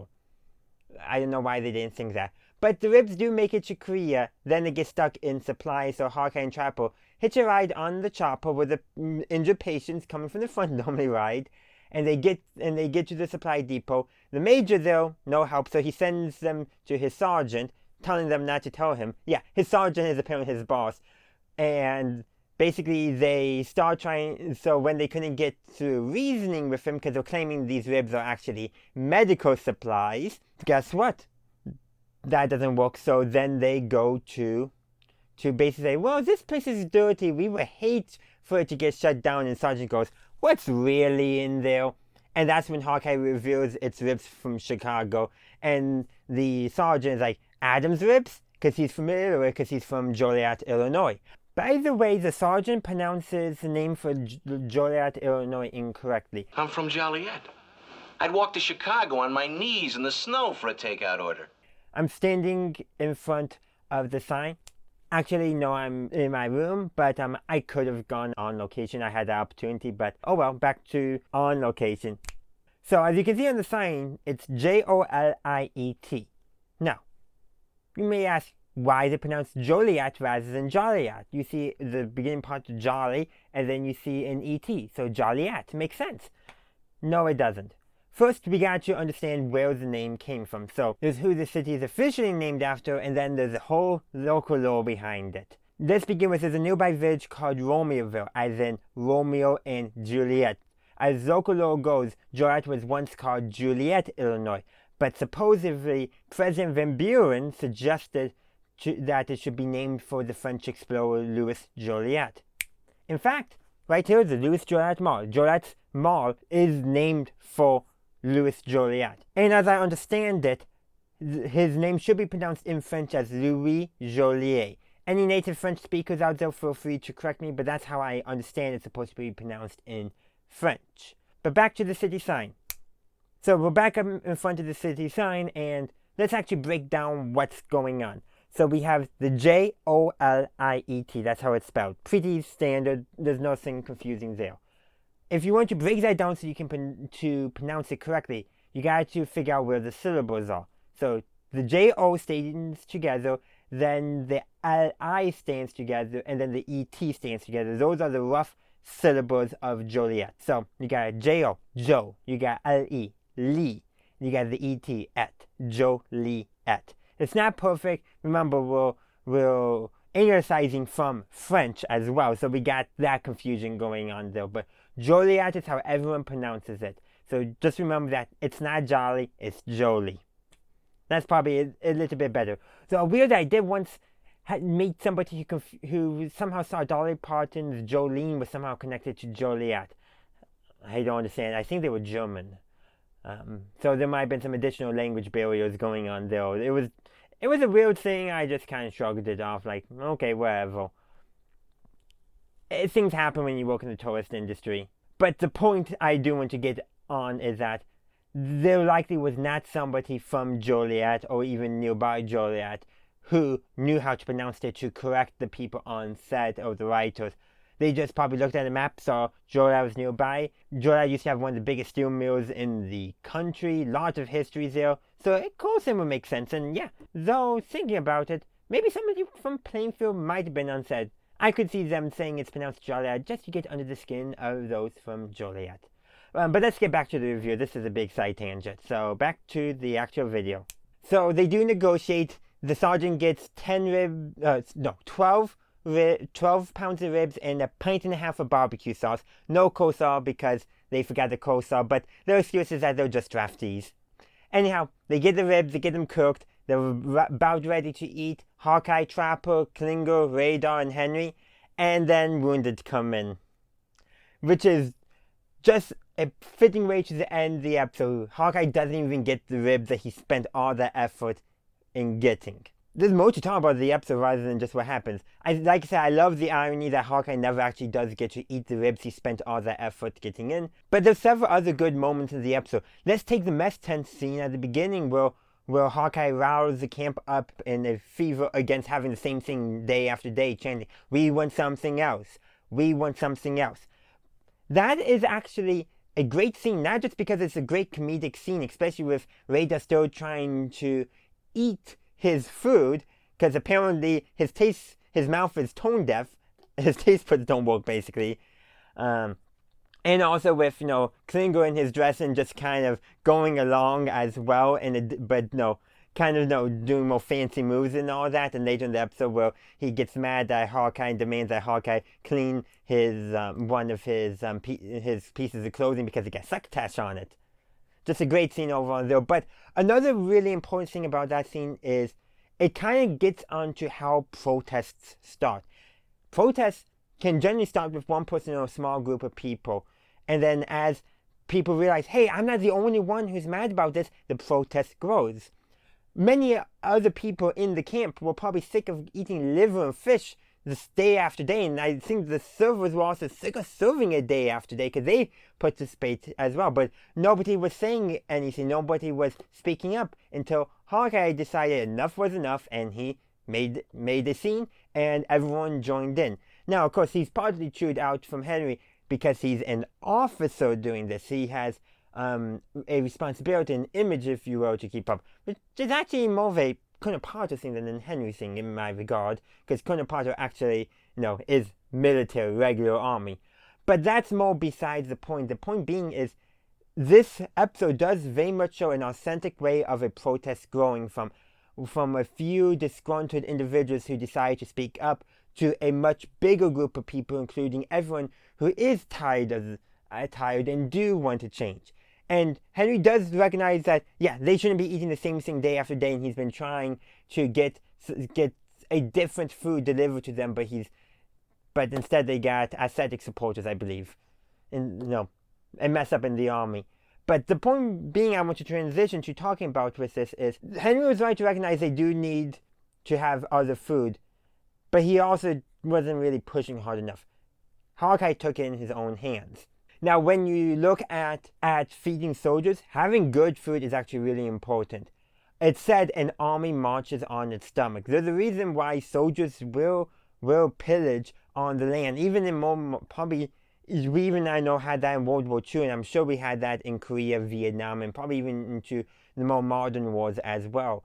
Soldiers get tired of rations. They get tired of the same things, and they want changes. It's good for morale. Apparently, the U.S. Army today can, within 24 to 48 hours after securing a piece of land, they can deploy a fully functional chain fast food restaurant. Apparently, it's Burger King. That's overseas. They can apparently do that. And that's, whether how true that, I don't know. But the fact is that making sure soldiers can eat is really important. And it's important to keep the morale up. And having good food is a part of that. I know people online complain, veterans often complain about MOEs. They have nicknames like meals rejected by everyone, meals rarely edible. I've seen people say that, and then a sentence or two later, they say, well, this one right here is my favorite, and I do anything to get, even now. And then they get another one that's like, just like I remember. And while they may have liked every MRE, they did like that one. That one spoke to them. And also, there's also something to be said about have food. When you're in the field, cold and bitter, I'm sure that helps too. But the point being is that this episode does harken on to that reality that soldiers need good food. They need food that is tasty. It's very important for their morale. So this episode is a great episode. I love nearly everything about it, except for the mispronunciation of Joliet. But I can let that slide because the actor wasn't from Joliet. No, I'm sure, was anybody else on set. They just knew it was a city near Chicago and they called it a day. It's the past and all we can do is correct it. Now I need to get onto the Match Wiki and mention that goof going on because it deserves to be mentioned. It should be on there. Anyhow, that's kind of besides the point of the episode. That's more of the fandom going on. But let me know your thoughts in the comment section down below and I'll see you in the very next video. Welcome to the Jedi Ranger. I'm JohnBerry555 and I'm continuing my series of Master Retro reviews with Season 3, Episode 12, A Full Rich Day. So the premise of this episode is Hawkeye has a tape recorder and he's recording a message, a letter back home to his father. Of course, it's about the previous day, which is apparently what they call a full rich day. Now, before I go into the main plot of the episode, I do want to say that when this episode is set, Hawkeye should not have been using an actual tape recorder because they would have been a lot bigger than what we saw on screen. It would have been something else, most likely using a plastic type recording disc. So in this episode, there's basically 3 things going on at the 477 during this full rich day. You have a Turkish soldier who's injured, but sedation's not working, and he wants to get back to the front to continue fighting. They have a Luxembourg lieutenant who comes in without identification, and then eventually his commander, who's the commander of all Luxembourg forces in Korea, shows up to see him, and they can't find him. They think he's dead too, and think they lost the body. He was in post-up the entire time, but don't worry, they find him because they decide to, since they can't find the body, hold a memorial service, and they play the Luxembourg national anthem. I think it's the right one. I went to listen to it, and because the match used the simple piano version, I'm not. It sounds correct, but somebody who's an expert in national anthems, chime in to let me know on that. But regardless, the Luxembourg lieutenant hears the national anthem, so he gets out of bed, out of post-up, and goes in the salute, and quite a wholesome moment, him and his CO reuniting. It is just a great moment. And then there's also the plotline, a lieutenant comes in with his injured sergeant and threatens everyone at gunpoint to treat his sergeant. And then he eventually himself collapses from his own wounds because he needed his own wounds shared. And that was while Hawkeye was explaining, okay, you're done. You don't need to do heroics from the movies where you say, take my buddy, he's more injured than me. And, oh no, Chopper was saying that, but same difference in some regards. So like I said, this is just a great fun episode. I should also mention that the Turkish soldier plot is resolved. They find him eventually because he escapes the OR. They find him in the kitchen, and Hawkeye gives him Radar's clothes, tries to sedate him again, but Fake let him go, and well, Radar somehow accidentally consumes the wherever it was to do the station, and the Turkish soldier brings Radar back, but then drives off again to go back to the front with the Luxembourg colonel's jeep. Of course. Don't think they ever resolved that in the episode. But overall, it's just a great, good, fun episode. So, there's not too much more to say besides it's fun, and I do like this episode. It's a good fun. So let me know your thoughts on this episode in the comment section down below. Welcome to the Jedi Ranger. I'm JohnBerry555, and I'm continuing my series of Master Retro reviews with Season 3, Episode 13, Mad Dogs and Servicemen. So there's 2 main plots going on in this episode.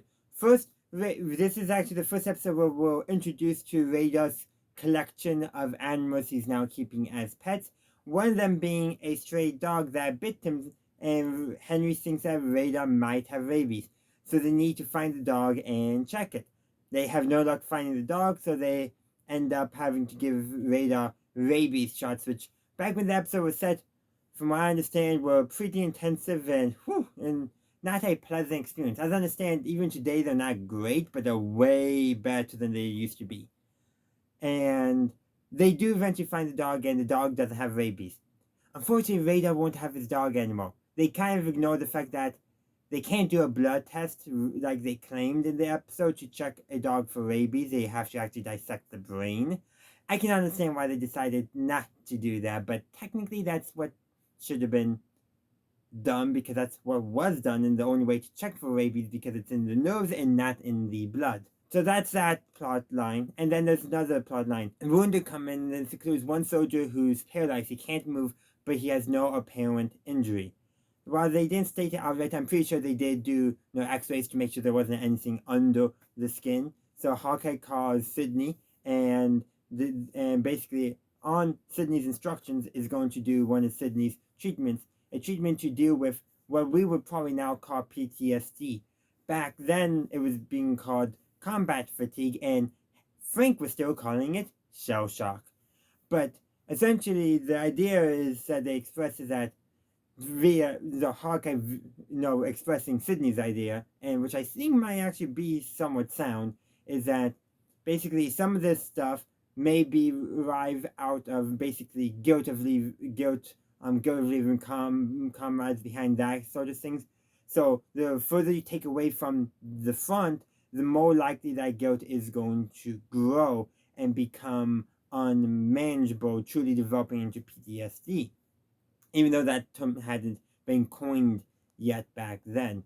But it does kind of make sense. If the trauma stems not from the injuries or anything like that, but maybe from something more like survivor's guilt or leaving comrades behind, I do think there could be something sound in that form of treatment. But essentially, it does work out in the episode. The soldier, by the end of the episode, he's up and walking, because he physically could walk. It was just in his head.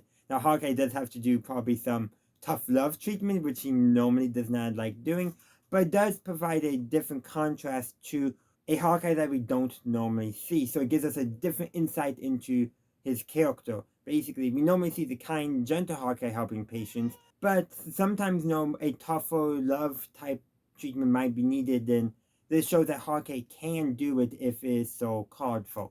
So that's pretty much all I'm going to say about this episode. I would love to hear your thoughts in the comment section down below. Welcome to the Jedi Ranger. I'm JohnBerry555, and I'm continuing my series of Masterwatch reviews with Season 3, Episode 14, Private Charles Lamb. So there are two main plots going on in this episode. There's the plot that's revolving around a Greek unit that's there. They had casualties, and the 477 has been invited to partake in Greek Easter, which is coming up. Which, by the way, according to the Greek Easter, which I believe is also the same as Orthodox Easter, this episode has to take place in either 1952 or 1953, based off of when the war occurred. And during that, the Lamb,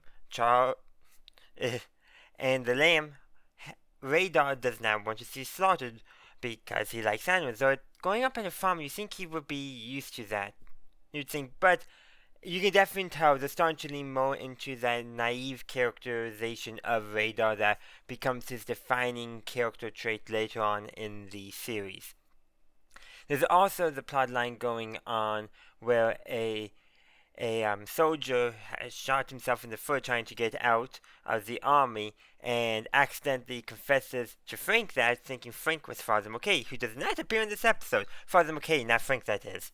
And Hawkeye and Chopper really easy get Frank off that soldier's back by saying, Frank, if you do that, we'll report you for impersonating a priest. And Frank backs off. Frank also was not too thrilled about, the Greek Easter celebrations which go on. He does not understand Greek culture. Granted, my understanding is mostly ancient Greece, but I understand that modern day Greece is not ancient Greece.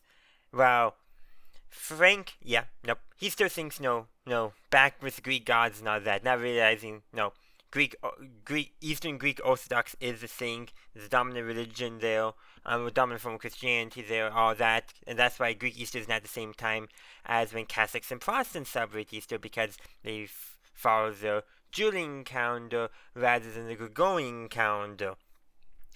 Complex stuff there, but all to say that this episode just has those frank moments of him being himself, not understanding, trying to get soldiers in trouble, and Hawkeye and Trapper basically blackmailing him into not doing anything.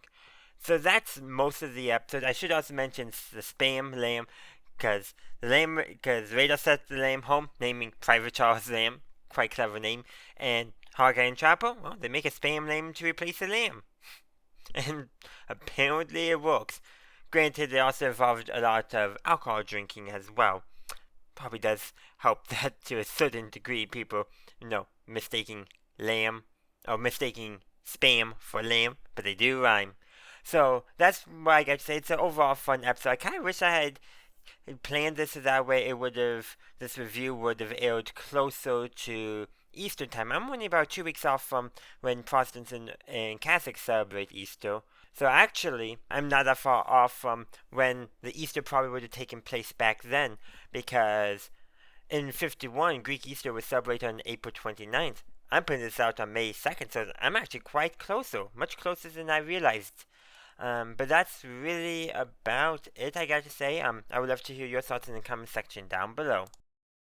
Welcome to the Jedi Ranger. I'm JohnBerry555, and I am continuing my series of Masterwatch reviews with Season 3, Episode 15, Bombed. So in this episode, the 477 is being shelled, specifically by their own artillery. Not by the enemy, not by the North Koreans, no, by the U.S. Army. And apparently there's a Bob Hope USO show going on, so there's no one apparently paying attention to where they can contact the observers to make sure they're not being hit. And the episode ends with the shelling stopping, but not really stopping. Largely the humor of the episode, in my opinion, revolves around how the different characters are dealing in the situations the bombing puts into. Such as there's a scene where Father McKay and Henry are in the latrine and he gets hit. Honestly, it couldn't have gotten hit because they probably shouldn't have survived, but Henry's arm gets broken and Father McKay is dazed for a little bit. No, nothing serious. Then there's a moment where a patient is brought into the OR because they're still getting wounded throughout this, and he's been booby-trapped. Shouldn't the people doing pre-op have discovered that? Can't say it was Frank because Frank was in the OR doing that. And so Hawkeye has to remove the booby-trap grenade. And Frank is like, shouldn't we have the bomb disposal expert do it? And Hawkeye's like, that's the bomb disposal expert, who was literally laying on the OR table right next. Yeah, so things are not going too well. And then, of course, Hawkeye and then Margaret and Trapper head over to the supply room to get more supplies, and the door gets jammed. And Trapper's definitely trying to put the moves on Margaret, and Margaret is clearly overwhelmed with the situation. In fact, this is one of the few times where you could see her tough exterior break down. Though I do have to say, I do feel like later episodes where they show her softer side, her less tough military-bearing side, do it way better than this episode does, which feels like they're more, I don't want to use the word emphasizing her, but playing very much into stereotypes and women not being able to, handle war and things like that. I feel like they play too much into stereotypes in this episode while removing her tough exterior, because you can still do that while still keep who she is at her core intact, and they kind of failed in this episode, mainly because they wanted to create a scenario where Frank is jealous of Trapper. They did do that, but at the expense of Margaret's character. So, not a big fan of how they did it. And once Hawkeye tells Frank, because apparently Hawkeye's getting, frustrated, I'm tired of Frank being basically, a pushover, for lack of a better term, who's already a pushover, but basically not himself, reveals to Frank that Trapper didn't get anywhere, and that makes Frank feel better. Though, at the same time, Frank had, in his bumbling way, trying to get Margaret back, even though he never lost Margaret, basically further dug himself into a hole, because remember, he's married back home and he doesn't want to get divorced even from Margaret. So yeah, he dug himself a bit of a hole there. So that's pretty much what's going on. There's also a Costa Rican nurse, and while Costa Rica did not send even a medical personnel to Korea, It is theoretically possible that she could either have been Costa Rican American, so a U.S. citizen who happened to be the child of Costa Rican immigrants and went to nursing school, very likely, or was working with the Red Cross and volunteered to come. Both ways could theoretically be possible, given the fact that Costa Rica itself sent no actual units or medical personnel. Which makes sense, Costa Rica does not have a military. And granted, I think, was it? Yeah, it was before the Korean War when they got rid of the military. So there's not too much more to talk about. I can't talk about the main things I wanted to, so I want to hear your thoughts in the comment section down below. Welcome to the Jedi Ranger. I'm JohnBerry555, and I'm continuing my series of MASH retro reviews with Season 3, Episode 16, Bulletin Board. So the premise of this episode revolves around the bulletin board, and basically every, for lack of a better term, vignette scene that we see in the episode is related to a posting on the bulletin board, or sometimes as well as the PA announcement. Radar's putting up that Henry is doing another health lecture, and we get to see it. And this time, instead of using figures A and B for his sex lecture, he's basically telling them, hey, don't leave any new Koreans behind. Half Americans, half Koreans. Then we also get a scene where Margaret is asking Frank for a loan so that way she can afford a gift for her sister who's getting married. A sister, by the way, who we've never heard of again, and apparently Margaret's father is dead. Remember, MASH does not have strong continuity. Does not at all. And then, this is actually probably a scene that is kind of more impactful in my opinion. It's Trapper writing to his 7-year-old daughter named Becky. And he describes who he lives with, but then he also describes a time in OR during winter, December as the story goes. And Frank pronounces a patient dead because no pulse in the arm. Trapper stops and double checks. In the actual chest because, he's been out in the minefield for 24 hours. There's a good chance his arms are frozen. So gotta go more closely to the heart to check for a pulse and breathing. And he saves the patient. Then we get a scene where they're watching a movie. Henry can't enjoy it because he has a difficult patient who's struggling to recover. Meanwhile, Klinger and Zero get into a fist fight over Klinger's seat because he went up and got some popcorn and all that. And then the main ending of the episode is basically they're having a party to raise money for Sister Teresa's orphanage. And Henry at first is a bit reluctant but does agree to do it. And at the end he admits that it was a good thing, get some relaxation and all that. They have fun, food, picnicking, all that stuff. Even a game of tug-of-war between the officers and enlisted. And, well, everyone gets covered in mud except for the people who are not major characters. The exception being Zero, he gets covered in mud despite not being a major character. And Frank decides, because Margaret has been ignoring him, not avoiding him yet, ignoring him, over not lending her some money for the gift. And so Frank does basically, okay, but with an IOU and 5% interest. Which, that does seem steep. He does claim it's better than any bank, but I still feel like that's a bit steep. Even my student loans were not that heavy on the interest. And that's saying something. A simple IOU would have been sufficient if you wanted, just to cover everything. But yeah. And that's pretty much the episode. Again, this episode, it's a fun, great episode. We get to see our characters. It's just some fun vignettes. But this also episode does serve as a reminder. Especially early season MASH does not have strong sense of continuity. And that's the hallmark of MASH. And that's alright. We may like nowadays to have TV shows with a lot of continuity and all that. But the thing is, well, there's not much continuity in terms of things like backstories, events. Characters generally, in terms of personality, that's where continuity generally lies. And that makes sense because any TV show, whether you're having a consistent story or you're super episodic, whether serialized or episodic, You want your characters to be consistent, otherwise people just won't come back. People want consistent characters to root for, to view, to enjoy in a TV show. And MASH, despite all of its lack of a continuity, is actually fairly consistent with that regard, but at the same time also knows when to play that stuff up in order to serve the story, and I think they do a really good job in that. But that's just my opinions. I would love to hear your thoughts in the comment section down below.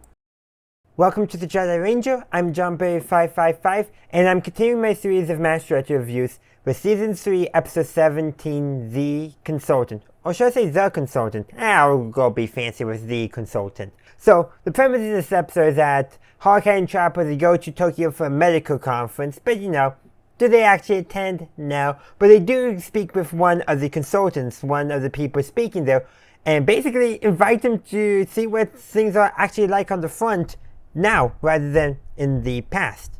But anyhow, the consultant, whose name is Borelli, goes there and basically introduces them to a technique for an artery transplant, so that way they don't have to amputate a leg. And, well, being near the front gets to him, and he can't operate because of drinking. So Hawkeye does the operation, and it's all a success. That's after, tracking down an artery for a graft. It ends up being a British artery, by the way, so who knows, the person might wake up with a British accent. That's not how things actually are, I'm just making a joke. And then, of course, Borelli then departs and all that. So there is a tension between Borelli and Hawkeye, but the episode has it, and pretty amicably and all that. But fun fact, Borelli is played by Alan Alda's father, Robert Alda. So, that's a little fun fact there, and Borelli appears in, I want to say, another episode. At least Hawkeye's father do, but I think it's the same character in Season 8. Again, I don't know if it's the same character or not, but it's the same actor for sure. But it's kind of neat how they got Hawkeye's actor's father, not Hawkeye's actual father, who's a doctor. So what would be fun is they did that as well. So that's, like I said, that's most of the episode. But there's a few other things I just kind of want to share. For example, this is very much more in line with the not best treatment of the women, the female characters in the early seasons of MASH. But it's also reflective of how Trapper and Hawkeye, but mostly Trapper, are a bit of a womanizer. Well, Trapper apparently has a date, but he's going into surgery, so he tells Radar to figure out what nurse he's having a date with and tell her that he can't make it. Well, the nurse who's assisting is the one that says it was me, so at least that. But that does show you that Trapper is very much a womanizer, and every nurse that he's dated is just a fling, nothing serious. The fact that he apparently has a date, he can't remember which nurse he has a date with. As far as I know, every time Hawkeye's had a date with a nurse, he's remembered who they are. So, just wanted to kind of point that out as a little bit of characterization for Trapper that very much does fit his characters, but also is probably not the best way to, actually treat the female characters, not even give them a name in the episode. But that's pretty much all I got to say. If you have anything you'd like to share, the comment section is down below.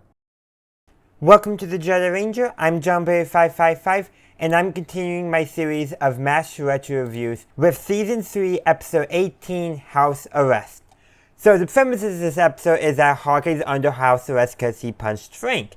After Frank provoked him, mind you, though the reason why Frank provoked him by basically slapping him with a towel was because Hawkeye was giving Margaret a hard time, so they're all kind of at fault.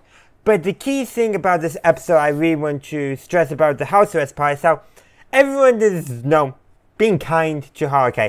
They're giving him steak for his meals. They're moving the movie to the swamp in order that Hawkeye can see it. Because everyone doesn't like Frank. And this episode reinforces, I should say, a very important part of Henry's characterization. Basically, he's trying to get Frank to drop it because he doesn't want to deal with the paperwork. He wants to smooth everything over. Very much a people pleaser. And we've seen this in previous episodes before. But there's another thing going on with this. A colonel is visiting the camp. Why she's there, I'm not sure. I think she's there to gives some advice to Margaret and the rest of the nursing staff. They don't really make that clear. But anyhow, her eye catches Frank. Basically, she's interested in him. And when Frank rejects her advances, she calls rape. And now Frank is under house arrest, and where Hawkeye gets steak, he's just getting regular sea rashes. Now, I do want to say, that also is one of my least favorite things about this episode. It's actually kind of disgusting that this episode features what is a false rape accusation. Frank was the victim in that scene. He did not feel comfortable, and she kept on forcing herself on him. But she heard rape, and yeah. And false rape accusations are not as common as people think, but it's way more common in media than it is in real life, as I understand it. And so that just reinforces. Now, in here, we generally don't mind it because we don't like Frank. And because of that, we give it a pass. But it's still something that is not good, and I wish media as a whole would reduce how often they do it. And I mean reduce to practically zero. It can still make some great drama, but especially if you're doing a comedy, I don't think it's that good. Now, if you deal with, if you're actually dealing with the consequences of a false rape accusation and how that can, cause problems for believing real accusations, yeah, that is actually probably a good story. But how they approach it here, we only tolerate it, I think, as audiences because we don't like Frank. But let's say it was Hawkeye, who might actually be deserving of it, especially in some of the earlier episodes, because there's some questionable stuff. They're more of maybe not totally informed consent. But even if we ignore all that stuff, when we like a character, we're more likely to take issue with a false accusation. Or even in the case, Hawkeye did punch Frank despite being provoked, and that would probably mean he shouldn't be charged. But even if he wasn't provoked and just went out and punched Frank, we probably would be like, yeah, Frank deserved it. And that's because of how we view the characters, and that affects how we view that very serious topic, the topic of rape. And it's not like how in Star Wars Andor did it, where they shown it as a brutal, horrific event, because they weren't dealing with a false accusation. They were dealing with an Imperial officer abusing his power. Here, it's really just pettiness and getting revenge on someone who's not, who's the actual victim in this case. I feel kind of a little bit sorry for Frank, except for the fact that we're not supposed to feel sorry for Frank. So all that to say is, I actually do like this episode until the very end. When I remember what this episode was, and I was like, oh yeah, it does that. And that takes away a lot from the episode. Like, I like the rest of the episode. I even like how the camp treats Frank differently after he's put under house arrest. But I don't like what it took to get him there. Though I do like how Margaret, still, now lying now, basically catching Frank, basically being, cheating on her, who he's cheating on his wife with. But that's besides the point. I do like how she basically almost stumps him and changes her story because she's mad at him. And yeah, and probably there's some, I like how that shows that she recognizes some of the, maybe Frank's not the best for her, but you know how it is with MASH. Status quo is reset. Later seasons will do that a little better. But there's also another plot going on too. Radar's expecting some elevated shoes to raise his height because he's insecure about it. But after he gets his height, like, yeah, Frank noticed something different about him, but can't put his finger on it. And, okay, that actually does kind of boost Radar's confidence. But what truly helps Radar, I think, is Hawkeye, because Hawkeye notices the changes in exactly what's going on. And he admits that he was out of line with his short jokes towards Radar. And then he advises Radar about height that people never see, essentially saying, you may be physically short, but you could still essentially have the confidence of someone who's not physically short. Basically, I kind of wish he said something along the lines, you keep this camp running. That's true height, or something along that line. But basically, telling Radar, you don't need that. You're enough for who you are is enough. And that is a really great thing. I really do like it. I kind of almost wish that would have been the main plot, because I think that would have been a more impactful plot. It would have had something more to say.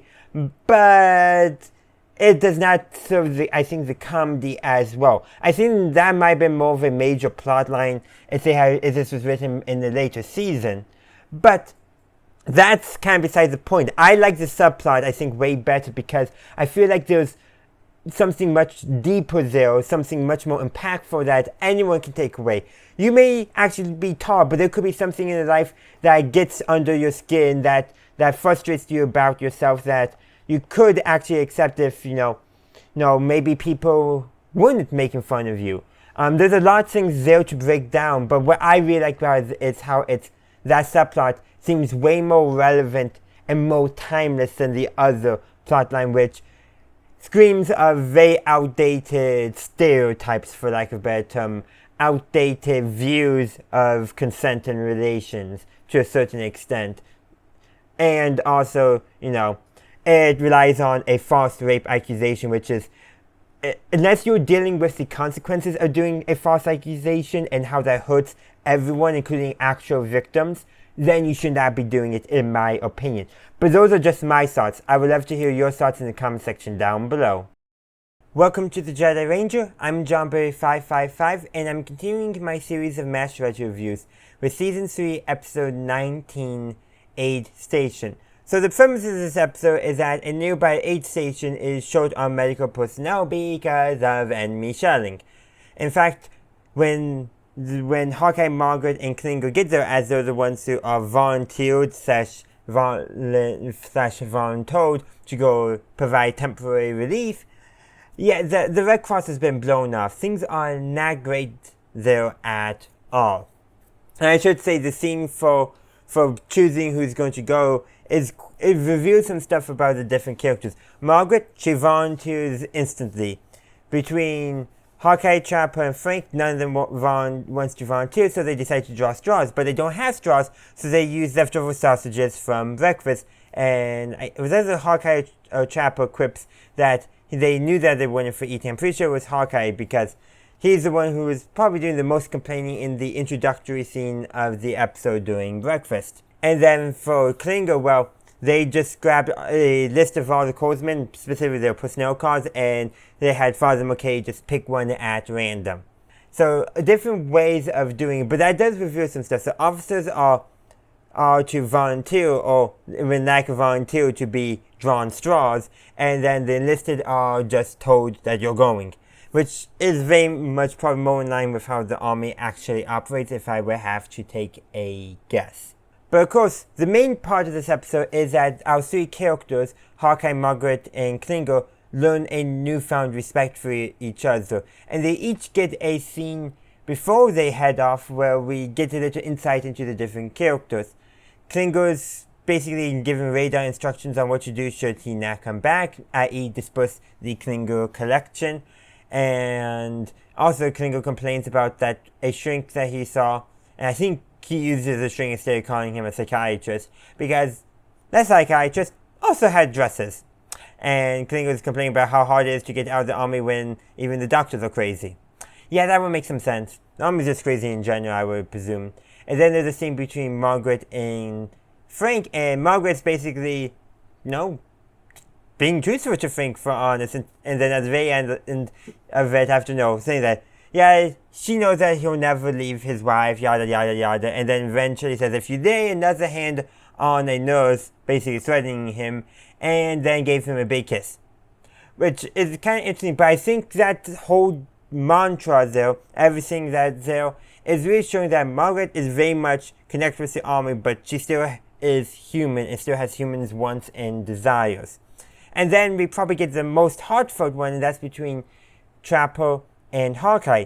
Hawkeye, first in the joking ways, Hawkeye tells Trapper, don't see any other doctors while I'm away, and Trapper in the same manner responds, knock first to give me 5 minutes. But then Hawkeye gets a little more serious by stating that he has his will in his footlocker, and then he leaves then he lightens the tension by saying that that all his possessions would be given to the Benjamin Franklin Pierce Memorial Brothel, relieving tension. But that's very much in Hawkeye's character, Trapper's as well. To relieve the tension of things going on, they joke. But when we actually get to the 8th station, they get right to work and all that, and have to deal with the not so great conditions. But the heart of it, in my opinion, is that all 3 of those characters, they come out of it with a better respect for each other. Now, does this always show in future episodes? Not really, but that's MASH for you. But within this episode, they gain a new respect for each other, and Hawkeye's not complaining about the food at the end, but Frank is. And I think that can also be taken as symbolizing how the experience at the 8th station for all 3 of them has changed them. But of course, it's MASH, so that continuity doesn't really stick, especially because this is early MASH. But that's really what I got to say. I would love to hear your thoughts in the comment section down below. Welcome to the Jedi Ranger. I'm JohnBay555, and I'm continuing my series of MASH retro reviews with Season 3, Episode 20, Love and Marriage. So, the premise of this episode is that there's basically 2 plots going on. And one is that Hawkeye and Trapper are trying to help a Korean conscript join his wife who's pregnant. Radar helps out as well. And then also to prevent another GI, so an American soldier, from marrying a local call girl who, as we discover, has TB, tuberculosis, also poetically known as consumption at one time. So those are the 2 main plots. They don't interact with each other, but they do complement each other, as one is a plot of love and trying to, keep a marriage together despite, distance and war, and the other is trying to prevent a marriage that's only occurring because of money being exchanged hands. Now, I will say, because money is exchanging hands, I don't quite know why that the soldier, what was his name? Private Danny McShane. If money is exchanging hands, why would having TB matter? Unless somehow that would mean he doesn't get his money? I don't know. I honestly don't know what's going on there. There's probably some historical context that I am missing. But definitely not a great idea, to marry someone for money because you're going to get paid and they're going to be human trafficked. That's literally spelled out in the episode, just not using the words human trafficking. So yeah, I'm glad that Trapper and Hawkeye put the kibosh on it. But as for the other plot with the Korean soldier, so this is most likely the same Mr. Kwang, or Kwang's name pronunciation does change from scene to scene, that we've seen in a couple other episodes this season. Every time played by a different actor, so is it actually the same character? Well, finally they decided to make this character name a real character, and we learned that he was conscripted, voluntold if you will, because he was just dragged by Korean army soldiers on a truck, and luckily he ended up at a medical unit where the American doctor saw that he had some skills and trained him up and got him in the medical unit instead of on the front lines. Very good for him. But now he's gotten word that his wife is expecting, or has been expecting for some time. I don't quite remember how the timeline was. But regardless of that, he wants to get home to her because he wants to see the birth of his child. Honestly understandable. And he's not being allowed to get past. Now Radar does basically get Henry to sign a pass, though it ends up being mistaken as a forgery, though it kind of is.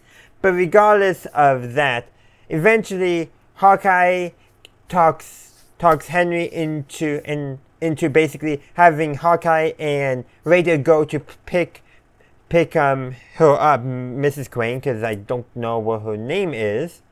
And along the way, the child is born, who is named, get this, Radar Benjamin Franklin Trapper John Henry Quang. That is a mouthful of a name, but Radar gets top billing, and that's when Mr. Quang refuses for giving him the pass to see his wife. Yeah, and then Henry asks, as a joke, Radar to sign Henry's name, and Radar rushes out of post-op, and it's just a fun little bit. But there's also a bit that Radar's not prepared for childbirth, because being on the bus when the baby is delivered and Radar passes out, it kind of makes sense. But at the same time, it makes sense, I should say, because of how we're getting more and more establishing Radar's naivete. But growing up on a farm, I'm sure he's seen animals being born before. Yes, human birth is slightly different than animal birth, but the concept of it shouldn't be foreign to him. I'm just saying there. But the naivete of Radar is starting to become more and more apparent as his character trait. And that does actually cause some behind-the-scenes problems later on, but we'll talk about that later on in my series of Mash Retch reviews. So we might have about a year or two before we get there at this rate. But those are just my thoughts. I would love to hear your thoughts in the comment section down below. Welcome to the Jedi Ranger. I'm JohnBerry555, and in today's video I'm continuing my series of Mash Retch reviews with Season 3, Episode 21, Big Mac. So the premise of this episode is that General Douglas MacArthur is going to be visiting the 477 for an inspection. And most of the hijinks of the episode is the camp preparing. Frank is burning books because he apparently doesn't want the 477 to look bad. And I mean like classic books. So, Frank is being his over-paranoid, controlling, over-perfecting self. And also, MacArthur is a general. Career. He probably knows what soldiers read. No need to hide that stuff from him, Frank. Then, of course, you have the meeting with one of the colonels on MacArthur's staff who goes over the plans, very elaborate, proper protocol, all that stuff. Of course, you know what that means. At the end of the episode, when MacArthur finally arrives, he just drives right on through, no stopping, barely salutes the gathered men and women, nurses, doctors, corpsmen of the 477. But Klinger, wearing a Statue of Liberty costume, on the way out, he gives a full salute to.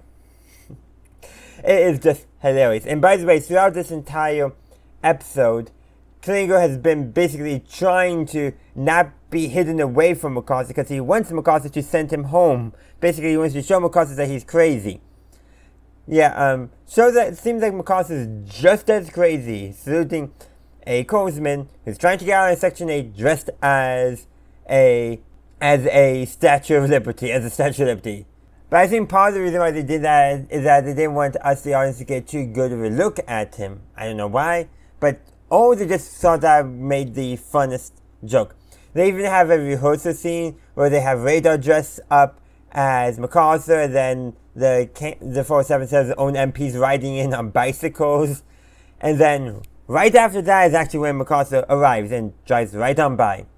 It is a good, fun episode. Not too much about it. The main thing is I think they wanted, okay, MacArthur was leading. We probably should do an episode with him. Would be funny if he's going to come and visit, but he just ends up driving right on by. That, I think, is what got them interested in the episode, and then they wrote everything around from there, and it worked. It creates a pretty good and fun episode. Also, this is also the third and final appearance of the character Captain Calvin Spaulding, also known as the Singing Doctor. So if you didn't know, I've talked about this before, but that was basically a producer-introduced gimmick that the production crew and the actors were not a big fan of. Now, I actually don't mind the music, but that's partially because, it has that folksy tune of music that I don't mind so much. But, yeah, that generally would not work in the context, I think, of the show in the way that MASH was developing. Maybe back in season 1 it might have been a little better if MASH was developing into a different type of show. But the kind of show that MASH became makes sense. That it didn't work out and creatively. And also, whenever you have corporate executives pushing something, it never generally turns out well. And generally will receive some pushback anyhow. There's also historical inaccuracy as well because in the episode, Margaret claims that her father and MacArthur fought the Hucks together with the Philippines after World War II. That's not possible on two fronts.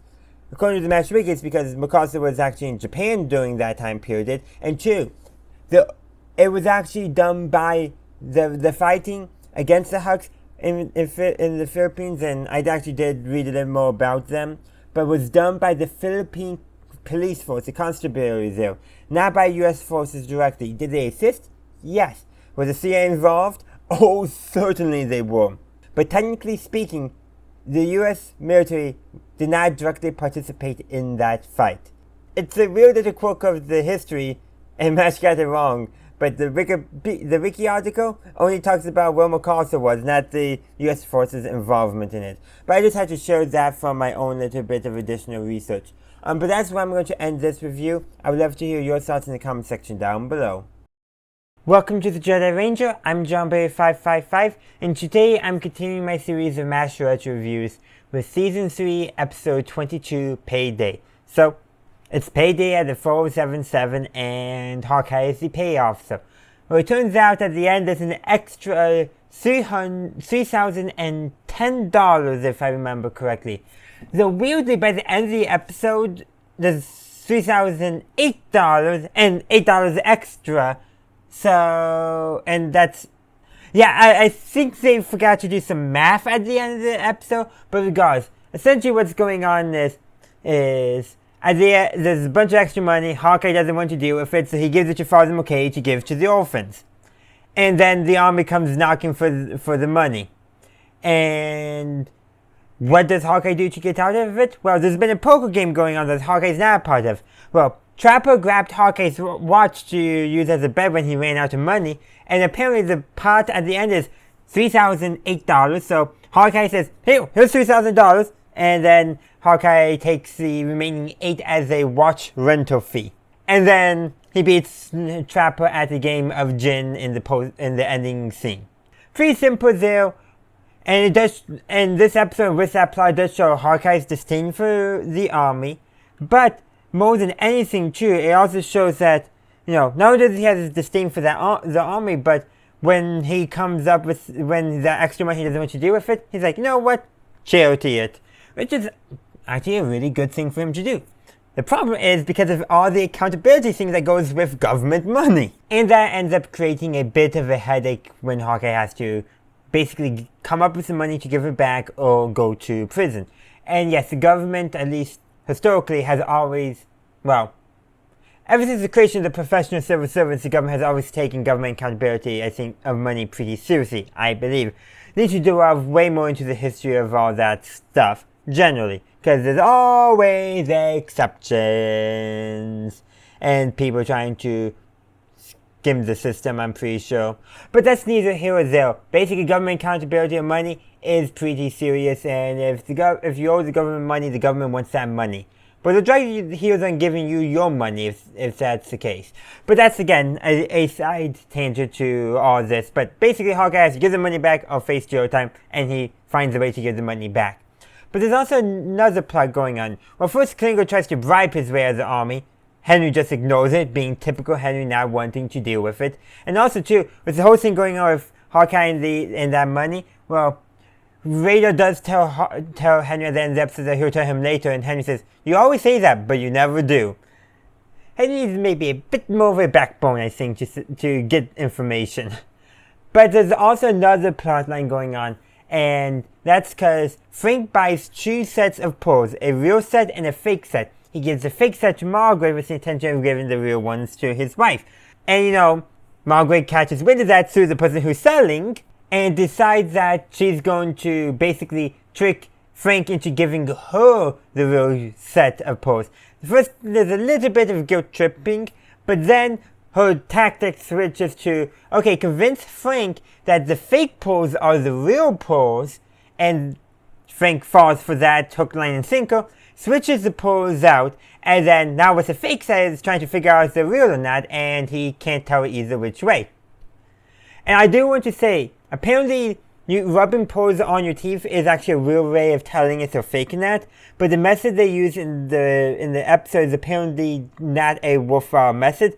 But in their defense, one, the writers probably didn't really know the details, but two, why would Margaret show Frank the correct way? That could potentially backfire on her plan. So of course she's going to show Frank the wrong method, and it works out in her favor. Assuming one set was real, one set was fake. Given that the merchant later in the episode jokes that a diamond or some other type of precious crystal that he has, that $50 is not even worth the reward, there's a chance that he may not be a fully honest merchant. Just given the implication of that line there, which I know is intended to be a joke, but I'm taking it seriously because why not? But that's pretty much the episode. It's a great fun episode. This is actually a serious topic, but they don't give it that much weight, but that's alright because it's still a good fun episode, and the stakes are high but resolved fairly easily because of a very high stake poker game that must have been multiple months of officers and enlisted men's salary in order to get a $3,008 jackpot off of a watch. I'm just saying that right there. That must have been a lot of months of pay. Which does kind of indicate, based off what we saw when the poker game actually started, which with many of them already having some stacks of money before they got paid. So there's a chance that multiple months of salary were in that pot. So that's a lot of saving, where probably people did a lot of gambling when they were bored at the 477, because that's a common plot line. But that's all I got to say. Let me know your thoughts on the episode in the comment section down below. Welcome to the Jedi Ranger. I'm JohnBray555, and today I'm continuing my series of Master Retro reviews with Season 3, Episode 23, White Gold. So this is going to be the penultimate episode of the third season of MASH. And the premise of the episode is that a medic snuck into the camp with some of his buddies in order to steal penicillin because they don't have enough. Meanwhile, Colonel Flagg arrives as well, and, well, he's also stealing penicillin after he lets the medic go and stages a fake breakout, which Hawkeye and Chopper saw right through that, by the way. Not Frank, but Hawkeye and Chopper did. So there's two people stealing penicillin for different reasons. The medic, initially known as Perkins, but later we found out his actual name is Johnson, is stealing penicillin in order to, do his job and, being a medic and treating guys on the field. And Henry resolves it by saying, hey, next time you need penicillin, just ask and we'll give you what extra we have. Meanwhile, Flagg is stealing penicillin to sell to the North Koreans in order to buy intel off of them. And that's just such a CIA thing to do. Except for, I'm surprised they would be just doing penicillin given some of the other things the CIA did in real life regarding drugs. Yeah, the CIA is not always the good guys. And there's a crazy line in here where Frank basically says that the only order the CIA can countermand is the president, and Flagg says give it time. And the thing is, I would believe that the CIA would have tried to do that at some point, just because that is so within their nature. Granted, they technically couldn't operate on U.S. soil, because that's actually the FBI's jurisdiction, not the CIA's. But then again, with the popular media representation image of the CIA, who actually cares about that stuff, that doesn't make as good of a drama, as good of a story, as good of a joke as they do in this episode. And speaking of jokes, in this episode, they give Flagg a false appendectomy in order to basically prevent him from I guess, letting Johnson review that he let Johnson go, I guess. I don't know. Yeah, like, okay, maybe a little bit of comeuppance for Flagg, but I don't know. I honestly don't know, and this is something that they did in a later episode where they played it totally differently, giving a basically out-of-control officer a fake operation in order to get them out of action. This time, played as a joke, but in a later episode, once BJ's here, it's portrayed more as, yeah, they probably shouldn't have done that, or more likely, Hawkeye shouldn't do it because BJ didn't go along with it. But here, Chopper, Hawkeye, Frank, all on board. Well, did I say Frank or did I say Henry? I meant to say Henry. And Henry, like, on board, but probably doesn't know exactly what Hawkeye and Chopper are going to be doing. But overall, it is a fun episode, and there's one more thing before we finish that I do want to mention, is the sound design of this episode. So, this episode actually is filmed mostly on the studio sets, but I specifically want to talk about the audio design, the music choice, which is, this episode, in my opinion, has some of the most different music from every other episode of MASH. Like, literally, there's just like, almost like a comedic upbeat to it. Like literally, there's when Flag is basically preparing to ram himself into a upright footlocker to fake an injury, which is a real injury because he's doing it to create an injury, to fake having an injury. Again, Flag is crazy, remember that. It basically does like a variation of like a circus trapeze tune, which is like, okay, like what's going on with the music of this episode? It's fun, mind you. I love it because it's so off from how MASH normally sounds, but it's just interesting that that is something they did in this episode. But that's pretty much all I'm going to say about this episode, because I want to hear your thoughts. Let me know in the comment section down below. Welcome to the Jedi Ranger. I'm JohnBerry555, and today I'm continuing my series of MASH retro reviews with the final episode of Season 3. That episode is Abyssinia, Henry. So, we were going to get to this episode eventually, obviously. And one thing I do want to just take a note about the title is Abyssinia actually comes from the alternative name that white colonists, white colonizers, white Europeans, whatever we want to call them, gave to Ethiopia for many years. But in this episode, this title, it's just a pun. Abyssinia, I'll be seeing you. It's literally a pun, and if you didn't understand where I was going from there, yeah, I'm sorry for revealing that pun to you. But this is the final episode for Henry. It's actually also the final episode of Trapper, but they did not know that at the time during production. We'll talk about that when we actually start Season 4. But this is the goodbye episode to Henry. He gets word that he's going to be discharged. He's gotten his points. He calls his family back home, and then they have basically their farewell of him in camp. Just a short party with him, Hawkeye, Trapper, and Radar, and then you get the formal goodbye from the camp. Of course, Klinger, of course, is still wearing his dress, has Henry zip him up, and that's all fun and games until the very end.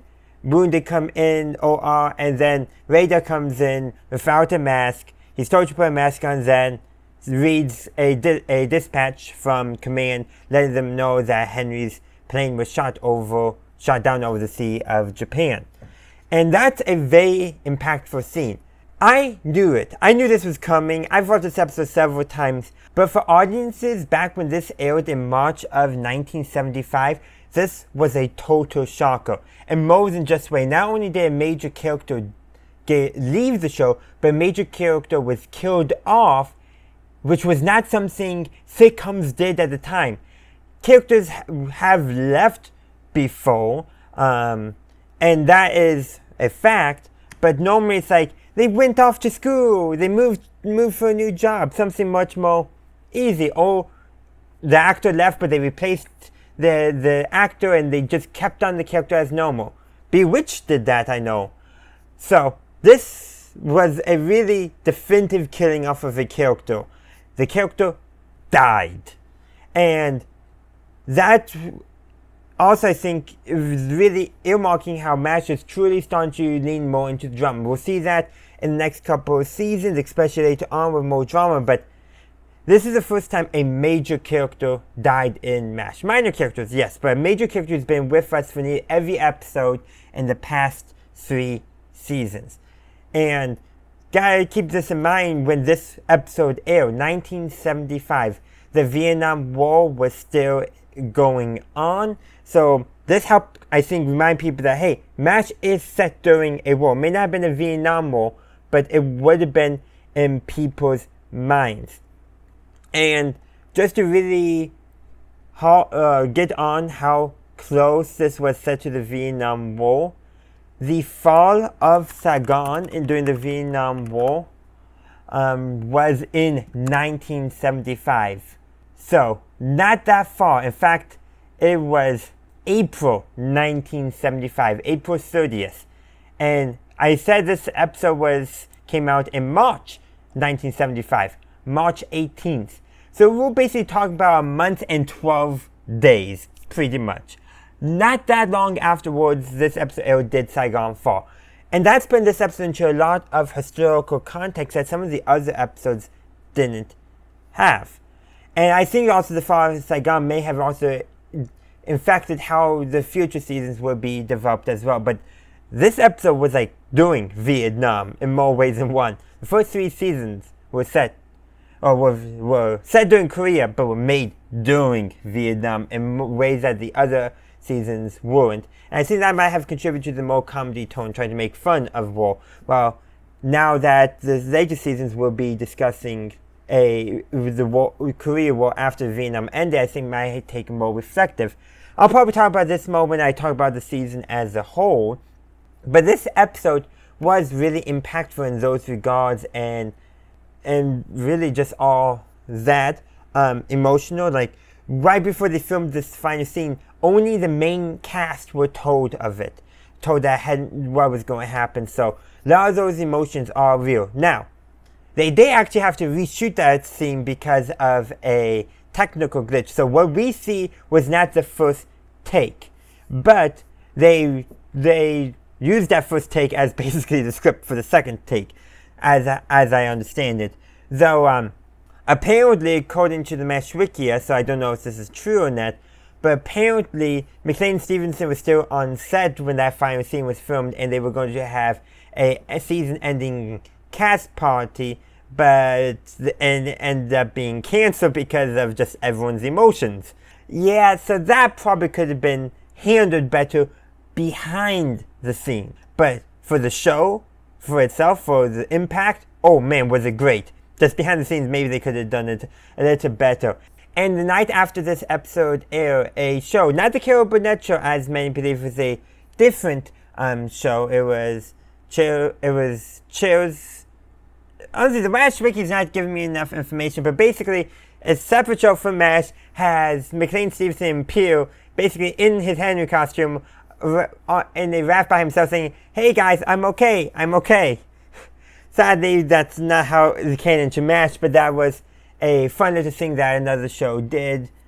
Just people talked. Also, this is the highest episode of MASH on IMDb, at least as of May of last year. So that just shows something. I think part of that is because of how impactful this episode is.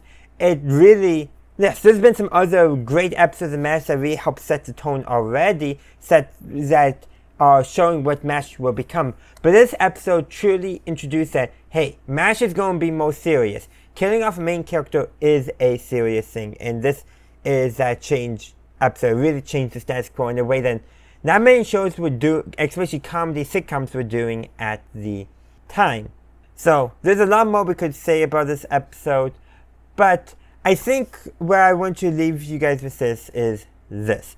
This is a really great episode. It's sad, it's tragic, but it makes it probably the best episode of early seasons of MASH, especially if you want an episode that feels more like what MASH would become. But I do want to hear your thoughts. The comment section is open down below, so let's keep the discussion going.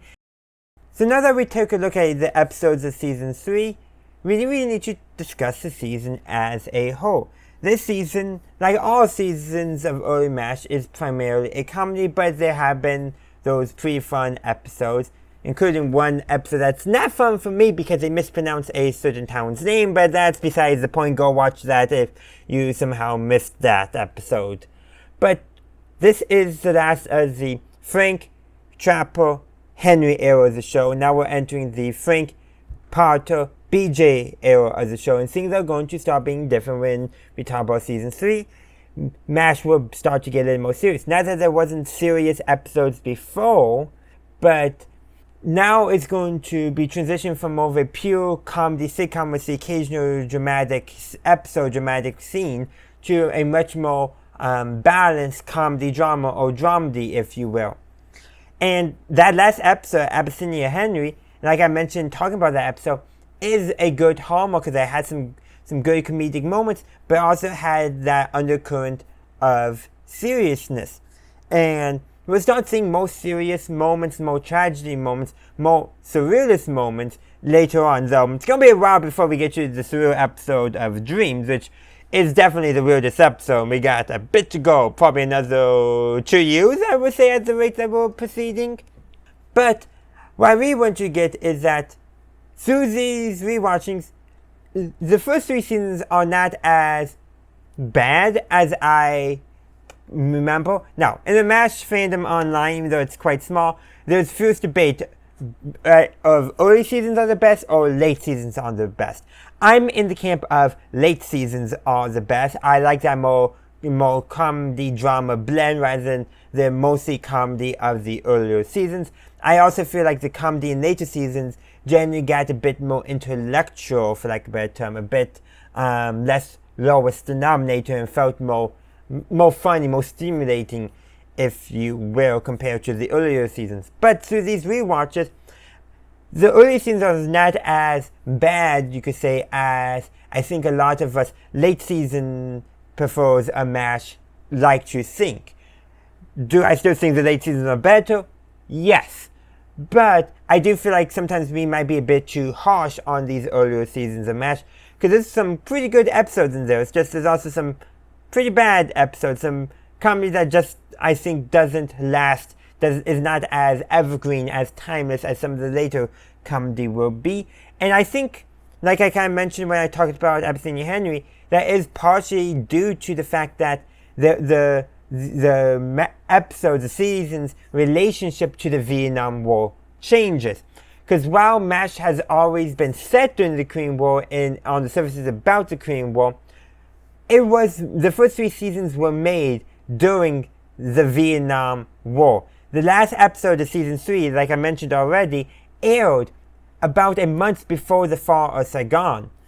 And that's also about when season 4 of MASH began production, according to the Wikia. The later seasons of MASH, while they're still having something to say both about Korea, Vietnam, and war as a whole, the ongoing war is not really a thing anymore. And I think because of that, they're now being, I think, a little more reflective behind the scenes on how they're incorporating the war into their narrative, and I think that does play somewhat of a role. Now, you'll see a lot of people talking about how, no, MASH is set during Korea, but it's all actually about Vietnam, and then there's some people who say, hey, and behind the scenes interviews saying, no, it was actually about all wars. And couldn't all 3 be true at the same time?